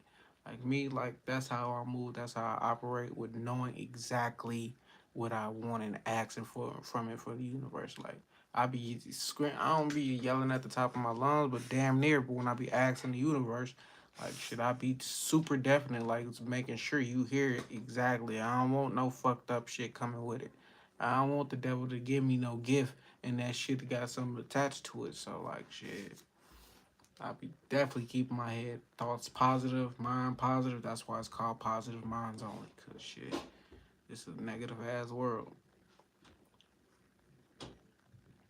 And beg God to assume responsibility for all their troubles and provide them with all the necessities and luxuries of life, are too lazy to create what they want and translate it into existence through the power of their own minds. That's what When I'm you telling you. hear I a person created praying positive for minds something only that for he my should own mind. procure through his own efforts, you may be sure you are listening to a drifter. Infinite intelligence favors only those who understand and adapt themselves to her laws. She makes no discrimination because of fine character or pleasing personality. These things help people negotiate their way through life more harmoniously with one another. But the source from which prayer is answered is not impressed by fine feathers. Nature's law is, know what you want, adapt yourself to my laws, and you shall have it. Does that harmonize If y'all notice, the teachings of he said her laws. He didn't say his laws, as in God is a man. And now that I think about it, like bad, good is two opposites. Man, woman, two opposites. Like that's why fucking the God casted the devil. Wow, he was a toxic ass nigga. I mean, he probably was toxic to what she had going on. That's I'm just saying. Like I don't know if it's he, she, or what. I just believe in spirit, infinite intelligence. So whatever that is, I'm not gonna put a he, she on the term on it. But to understand like the Bible quoting like shit when you say the Father, the Son, and the Holy Ghost, okay, with a woman at in it. Like I always used to think that when I was a Christian, like y'all don't represent the woman, y'all don't respect the woman, like shit. You ain't created. The man is not created without the woman. Like so, the devil is saying like her law. So it was they probably had a breakup, and she like made sure that nigga can't come back. Like he's stuck on Earth, and of course he got control of this bitch. But that's turning slowly but surely. Is Christ perfectly. Also, it harmonizes with the teachings of all truly great philosophers. is your theory of definiteness in harmony with the philosophy of man of chaos is science? man. It is like Definiteness is the nah. major It's difference between a nah. scientist You and a right. You drift. said it right. You said it exact right. Man is chaos. That's why men are always starting wars and shit. Like literally, men is always fighting each other, getting into it. Like they egos is like nah. It's motherfucking man be the fucking cause of the chaos. Through the principle of definiteness of purpose and plan, the scientist forces nature to hand over her most profound secrets. It was through this principle that Edison uncovered the secret of the talking machine, the incandescent electric light, and scores of other benefits for mankind. Then I understand that definiteness is the first requisite for success in all earthly undertakings. Is that right? Exactly. Anything which teaches people to examine facts and coordinate them into definite plans through accurate thinking is hard on my profession. If this thirst for definite knowledge now spreading over the world keeps up, my business will be shot to pieces within the next few centuries. I See, he thrive said on next few ignorance, centuries, like superstition, intolerance, so and he fear, know like but I shit, cannot motherfuckers is step. not waking up no time soon, quickly. Like so, even if it seemed like everybody waking up today, it's still like 85% of the world is still asleep because they don't have access to this information. They don't have access to these books. Some of these countries they don't let people get on YouTube. They ain't even got internet, so like they just stuck in a position they don't want to be in because the information is truly the books is truly holding all of the information. And as long as they keep speaking it into existence, black people don't like to read. Like that's an affirmation they created. Black I don't know who created that stereotype, but that as long as you keep speaking it, that's gonna keep happening. Just like when the fucking any black person get killed by the police, they always saying the dumbest shit as and they probably don't understand it, but they always saying no justice, no peace. I'm like, why would you keep saying that? You keep speaking it into existence. That's why these cops is getting off. That's why they only doing a little bit of time because what are you speaking into existence?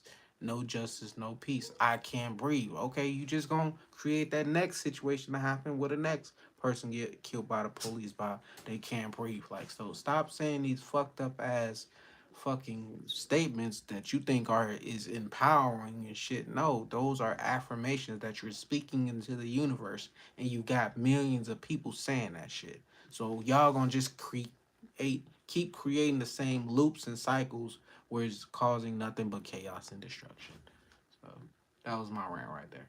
Up under definite knowledge properly organized into definite plans in the minds of people who think for themselves. Why don't you take over omnipotence and manage the whole works in your own way? You might as well ask why the negative portion of the electron doesn't take over the positive portion and run the entire works. The answer is that both the positive and the negative charges of energy are necessary to the existence of the electron. One is balanced equally against the other. But then you say, Stalemated, as it why were. why is it then like that is 98% of the world that's under the devil's like control? Like if it's supposed to be equal, then it's supposed to be equal woke, equal sleep. Like ain't that how it's supposed to work? But that ain't the case. So obviously this earth ain't the, like all the end all be all. Like I know there's other like planets, universes that got different spirits. They not probably not humans. Like, but why you think all these UFOs be coming? Like they coming from somewhere.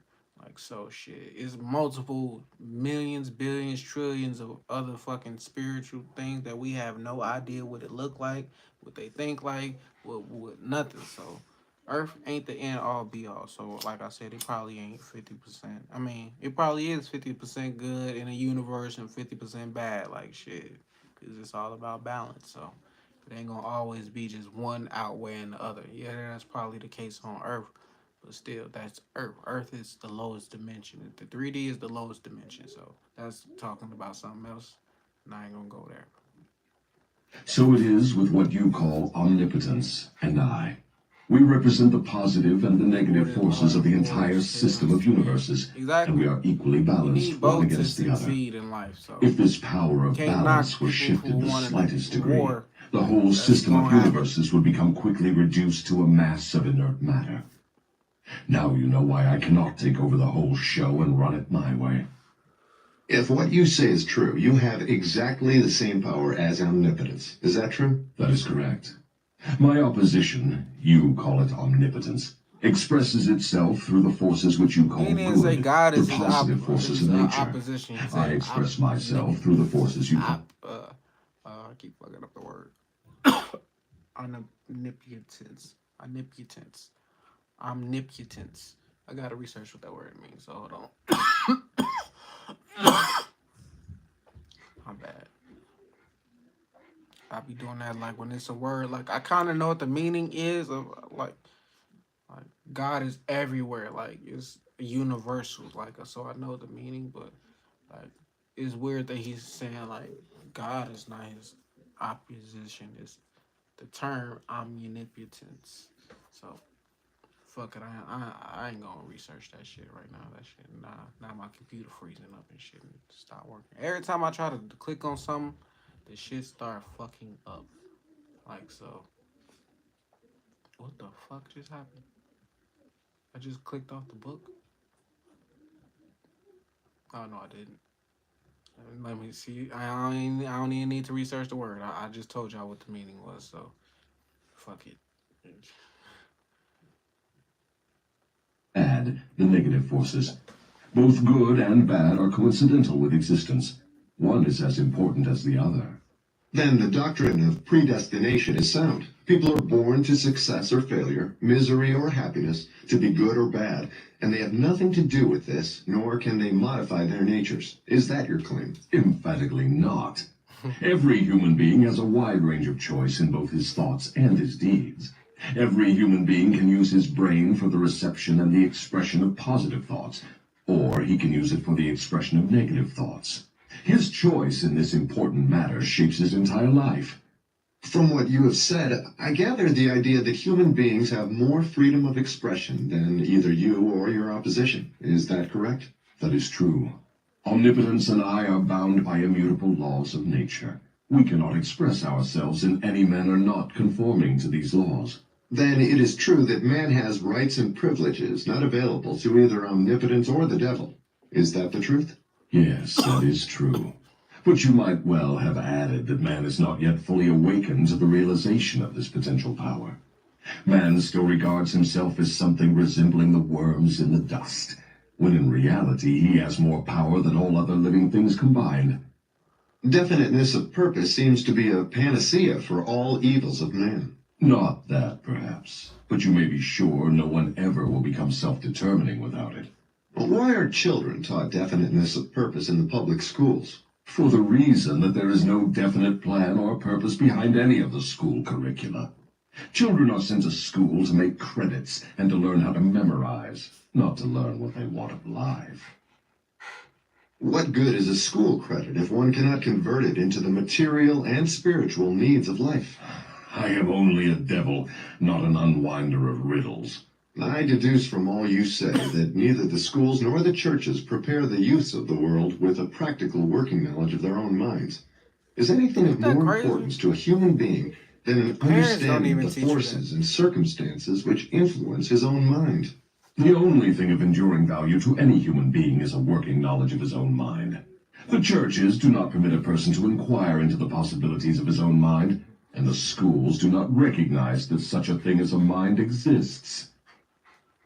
Aren't you a little hard on the schools and the churches? No, I am merely describing them as they are, without bias or prejudice. Aren't the schools and the churches your bitter enemies? Their leaders may think they are, but I am impressed only by facts. The truth is this, if you must know it. The churches are my most helpful allies, and the schools run the churches a close second. On what specific or general grounds do you make this Fuck claim? people up On the when they hear grounds this. that both the churches and the schools help me to convert people to the habit of drifting. Do you realize that your charge is substantially a sweeping indictment of the two institutions of major importance which have been responsible for civilization in its present form? Do I realize it? Man alive, I gloat over it. If the schools and churches had taught people how to think for themselves, where would I be now? This confession of yours will disillusion millions of people whose only hope for salvation is in their churches. Isn't that a cruel thing to do to If them? you don't think for Wouldn't those people yourself, be like better off that's living in the considered bliss of ignorance sinning. than to know the truth about you? What do you mean by the term salvation? From what are people being saved? The only form of enduring salvation that is worth a green fig to any human being is that which comes from recognition of the power of his own mind. Ignorance and fear are the only enemies from which men need salvation. You seem to hold nothing sacred. You are wrong. I hold sacred the one thing which is my master, the one thing I fear. What is that? The power of independent thought backed by definiteness of purpose. Then you do not have many people to fear. Only 2 out of every 100 to be exact. I control all others. You got Well, let's give the churches a rest and get back to the public schools. Your confession has shown clearly that you thrive and perpetuate yourself from one generation to another by the clever trick of taking over the minds of children before they have the chance to learn how to use their minds. I wish to know what is wrong with a public school system that permits the devil to control so many people. I wish to know also what can be done to the established system of teaching that will ensure all children the opportunity to learn, first, that they have minds, I'm and on the second, West Coast how time, to use those like, minds so to bring shit. spirit. It's probably late on, like, I know, like, it's late on East Coast for sure. Then you got Central Time. That's where I'm originally from, Indiana. So I live in Vegas. So I've been trying to go live earlier so people ain't tired or sleepy before they hop on live. Like, so I've been doing it at 6:30 instead of 8:30. So it's been working out in my favor as far as getting like my numbers, my watch time hours up. So I'm gonna probably stick with that. Probably even go early, start early. I ain't gonna speak that yet, but still, definitely it's 9:38 out here. Still that flattery. Still that flattery report. Oh yeah, I was just like I said, I was just in LA on Tuesday. Yeah, it's definitely on late out there on the East Coast. So if you on the East Coast and you in my live, I'll fuck with you because you could definitely be asleep. Some people I know shit they don't be able to sleep. They be in bed on their phone scrolling on Facebook or at work working that midnight shift. Like, oh shit, Rhode Island. I've never been there, but I always wanted to go. Like just knowing that was the smallest state, I wanted to see how small it was. See if I could just drive through that mug and just one day or something. And economic freedom. I'm putting the question to you definitely enough, and since you have stressed the importance of definiteness of purpose, I am here and now putting you on notice that your answer to my question must be definite. Wait a moment while I catch my breath. You have given me quite an order.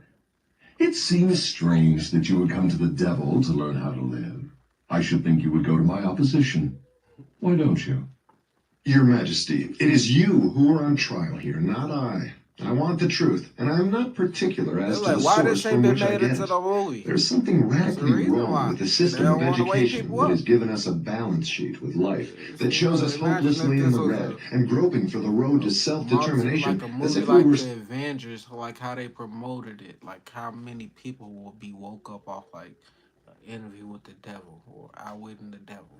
Like, man, so many people would be woke up, like, so they had never allowed this movie to be made on a large scale. Probably not even on a small scale, because you know how them small movies be blowing up like shit. Them be cult movies that he made straight to DVD, but everybody didn't watch that mug. Like, so they should create this mug. I wouldn't be surprised if somebody made a movie and it had the basis of this book. So I probably just ain't seen it. many animals lost in the jungle. I want to know two things about this system. First, what is the major weakness of the system? Second, how can this weakness be eliminated? The floor is yours again. Please, stick to the question and stop trying to decoy me into the discussion of deep abstract subjects. That's definite, is it not? You leave me no choice but that of direct answer. To begin with, the public school system approaches the subject of education from the wrong angle. The school system endeavors to teach children to memorize facts instead of teaching them how to use their own minds. Is that all that is wrong with the system? Oh no, that is only the beginning. Another major weakness of the school system is that it does not establish in the minds of children either the importance of definiteness of purpose, or make any attempt to teach youths how to be definite about anything. The major object of all schooling is to force the students to cram their memories with facts, instead of teaching them how to organize and make See, I should have practical my use kids of in here facts. listening to this book. This I'm cramming definitely gonna put system this on centers for the them. attention of Like, when students they on get the out of school accumulation of tomorrow, credits, this book but gonna be playing overlooks on the their important TV. question of how to use knowledge in the practical affairs of life. This system turns out graduates whose names are inscribed upon parchment certificates, but whose minds are empty of self-determination. The school system got off to a bad start at the beginning. The schools began as institutions of higher learning, operated entirely for the select few whose wealth and family entitled them to education. Thus, the entire school system was evolved by beginning at the top and working back down to the bottom. It is no wonder the system neglects to teach children the importance of definiteness of purpose, when the system itself has literally evolved through indefiniteness. What would correct this weakness of the Can't public lie, I school just said, I system? forgot what I said. Let's not complain of the weakness of the system unless we are prepared to need to offer a rewatch it so practical see what I remedy said. with which it can I be corrected. just In other truly words, forgot. while we are discussing the importance of definiteness of plan and purpose, let us take our own medicine and be definite. Why don't you lay off the schools and churches and save yourself plenty of trouble? That's why it's important for me to even like just go back and just rewatch my lives and see what I said, because I know I be dropping gems and like saying I'm gonna do things, but at the same time, once I say something, like I forget about it. I don't be thinking about it no more. And I just try to stay focused on the book. So once I stay focused on the book, that whatever I just thought or whatever I just said is now into the universe. I'll probably still do it, but I consciously don't remember what I just said. I can remember what I said like some years ago, or I can remember what I did years ago, but a couple minutes ago, a couple seconds ago, my memory is shot. Don't you know that you are poking your nose in the affairs of the two forces that control the world? Suppose you do show up the schools and the churches as being weak and inadequate for the needs of human beings. What then? With what are you going to replace these two institutions? Stop trying to evade my questions by the old trick of asking a counter-question. I do not propose to replace the schools and churches, but I do propose to find out, if I can, how these organized forces can be modified so that they will serve people instead of keeping them in ignorance. Go ahead now and give me a detailed catalog of all the changes in the public school system which would improve it. So you want the entire catalog, do you? Do you want the suggested changes in the order of their importance? Describe the changes needed, just as they come to you. You are forcing me to commit an act of treason against myself. But here it is. Reverse the present system by giving children the privilege of leading in their schoolwork instead of following orthodox rules designed only to impart abstract knowledge. Let instructors serve as students, and let the students serve as instructors.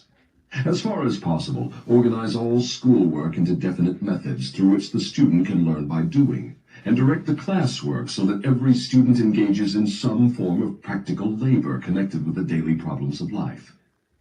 Ideas are the beginning of all human achievement. Teach all students how to recognize practical ideas that may be of benefit in helping them acquire whatever they demand of life. Teach the students how to budget and use time. And above all, teach the truth that time is the greatest asset available to human beings, and the cheapest.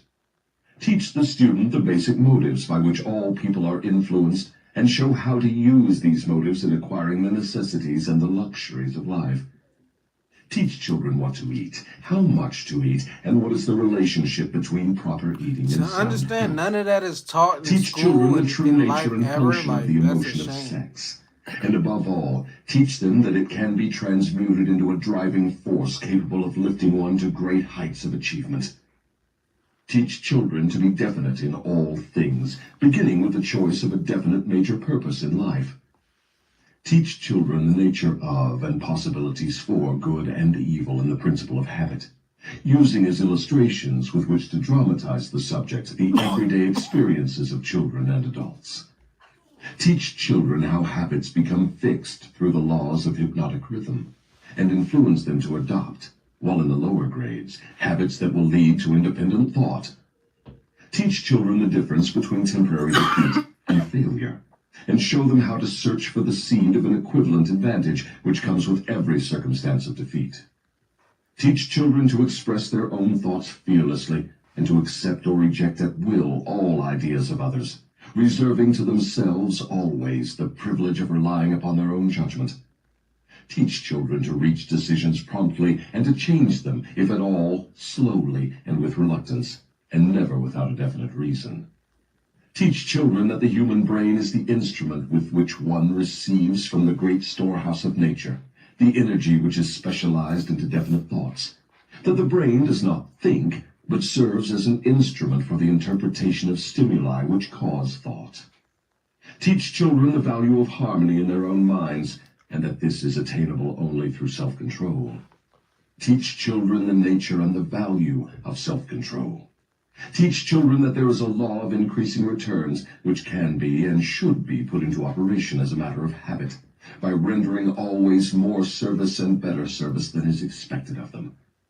Teach children the true nature of the golden rule, and above all show them that through the operation of this principle, everything they do to and for another, they also do to and for themselves. Teach children not to have opinions unless they are formed from facts, or beliefs which may reasonably be accepted as facts. Teach children that cigarettes, liquor, narcotics, and overindulgence in sex destroy the power of will and lead to the habit of drifting. Do not forbid these evils, just explain them. Teach children the danger of believing anything merely because their parents, religious instructors, or someone else says it is so. I've Teach children to definitely face teaching my facts, children whether a they lot are of pleasant these. or unpleasant, without resorting to subterfuge or offering alibis. Teach children to encourage the use of their sixth sense, through which ideas present themselves in their minds from unknown sources, and to examine all such ideas carefully. Teach children the full import of the law of compensation, as it was interpreted by Ralph Waldo Emerson, and show them how the law works in the small, everyday affairs of life. Teach children that definiteness of purpose, backed by definite plans, persistently and continuously applied, is the most efficacious form of prayer available to human beings. Teach children that the space they occupy in the world is measured definitely by the quality and quantity of useful service they render the world. Teach children there is no problem which does not have an appropriate solution, and that the solution often may be found in the circumstance creating the problem. Teach children that their only real limitations are those which they set up or permit others to establish in their own minds. Teach them that man can achieve whatever man can conceive and believe. Teach children that all schoolhouses and all textbooks are elementary implements, which may be helpful in the development of their minds, but that the only school of real value is the great university of life, wherein one has the privilege of learning from experience. Teach children to be true to themselves at all times, and since they cannot please everybody, therefore to do a good job of pleasing themselves. That is an imposing list, but it seems conspicuous by the fact it ignores practically every subject now taught in the public schools. Was that intended? Yes. You asked for a list of suggested changes in public school curricula which would benefit See? children. Well, that Hey. is what you got. This is Some of why the I'm change. going into politics. This is the exact reason. Now I know why I want to go into politics for school. I have 7 children that, not all of them, but 5 of them has been through public school. Now the daughter that just keeps coming in here and talking, like I want to put her in private school because even though they still not teaching her those exact things, like they're teaching them children, the private school kids, something way different than what they teaching them in public school. So, and it's not about grades in private school. Or I may just go off the back of like homeschooling my kids. Like I think that's what I'm gonna do. But to go into politics, into for like the school system, fight for school, like that, these would be my things that I want to be instilled in school, and I know it's going to be fought against. But that's why I'm the type of person I am. Like I don't give a fuck if you my opposition or not. I will stomp on you. I will destroy you. I got a spirit team that's so powerful. It's so many ancestors. That's what I said. I call on my ancestors. I call on fucking spirit guides, guardian angels. It's a bunch of people that is with me. I got spirit animals, like people that ain't even family that I call on, like that come around me.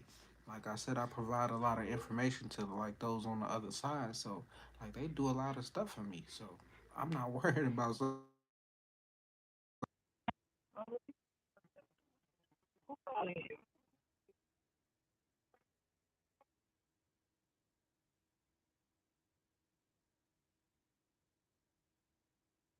my truth. Like so, that's all I'm stating is my truth. At the end of the day, this is all my truth. You suggest are so unorthodox they would shock most of the educators of today, wouldn't they? Most of the educators of today need to be shocked. A good sound shock often helps the brain that has been atrophied by habit. Would the changes you suggest for the public schools give children immunity against the habit of drifting? Yes, that is one of the results the changes would bring, but there are others too. How could the suggested changes be forced into the public school system? You know, of course, it is as difficult to get a new idea into an educator's brain as it is to interest a religious leader in modifying religion so it will help people to get more from life. The quickest and surest way to force practical ideas into the public schools is to first introduce the ideas through private schools and establish such a demand for their use that public school officials will be compelled to employ them. Should any other changes be That's what made I in the said. public school system? Taking my Yes, daughter to many. private school, Among other then I'll be changes able needed to in all public talk school because then programs you have more is the addition power of a over your complete course child of in training private in the school than you do psychology in of public harmonious school. negotiation between people. All children should be taught how to sell their way through life with the minimum amount of friction. Every public school should teach the principles of individual achievement through which one may attain to a position of financial independence. Classes should be abolished altogether. They should be replaced by the round table or conference system, such as businessmen employ.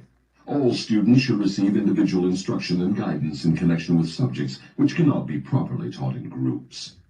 Every school should have an auxiliary group of instructors consisting of business and professional people, scientists, artists, engineers, and newspapermen, each of whom would impart to all the students a practical working knowledge of his own profession, business, or occupation. Make This sure if you're instruction new to should be this live, conducted give through the this video a conference thumbs system up. to save the time of the instructors. What you have suggested is, in effect, an auxiliary system of instruction that would give all school children a working Anthony, knowledge of the practical affairs Anthony, of that's life, my little direct brother from the name. original Like, source. Is that the idea? I meant to You've say stated that it earlier, correctly. but that's my little brother. Let us dismiss the public school system and go back to the churches for a moment. All my life, I've heard clergymen preaching gave me against the sign to sin go and see him warning tomorrow. sinners to beware and repent so they could be saved. but I've never heard any of them tell me what sin is. Will you give me some light on this subject? Sin is anything one does or thinks which causes one to be unhappy. Human beings who are in sound physical and spiritual health should be at peace with themselves and always happy. Any form of mental or physical misery indicates the presence of sin. Name some of the common forms of sin. It is a sin to overeat because that leads to ill health and misery. It is a sin to overindulge in sex because that breaks down one's willpower and leads to the habit of drifting. It is a sin to permit one's mind to be dominated by negative thoughts of envy, greed, fear, hatred, intolerance, vanity, self-pity, or discouragement, because these states of mind lead to the habit of drifting. It is a sin to cheat, lie, and steal, because these habits destroy self-respect, subdue one's conscience, and lead to unhappiness. It is a sin to remain in ignorance, because that leads to poverty and loss of self-reliance.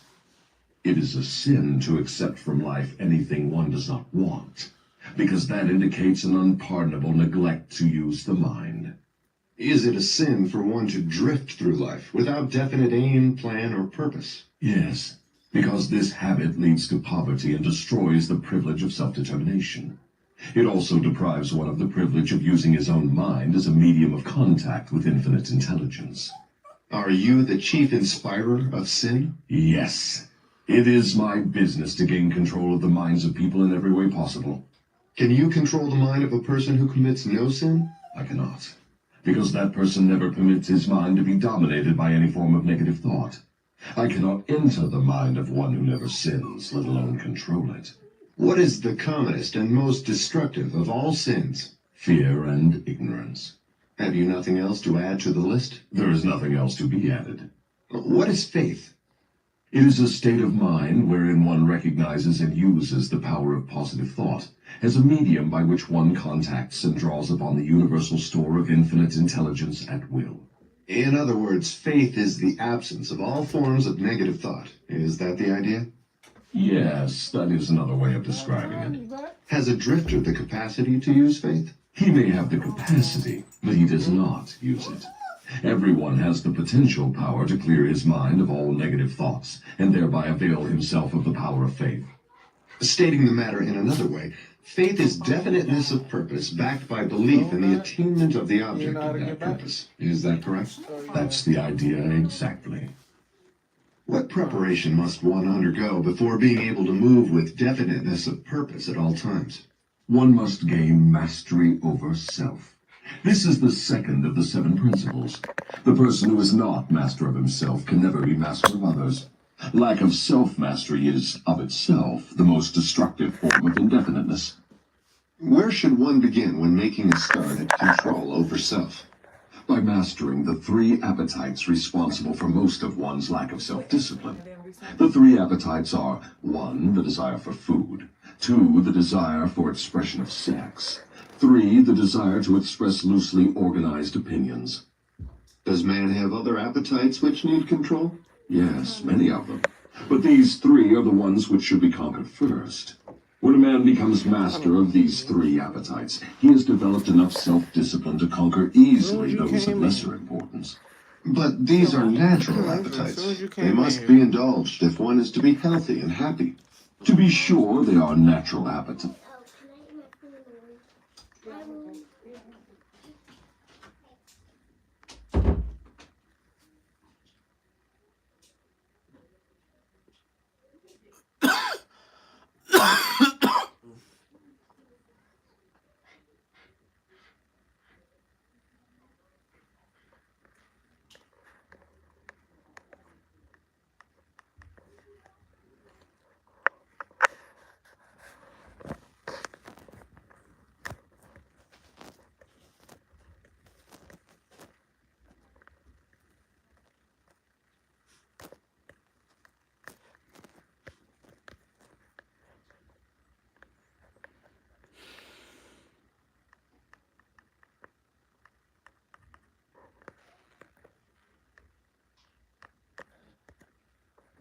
My bad, yeah. I gotta end the live right quick. My phone is tripping right now.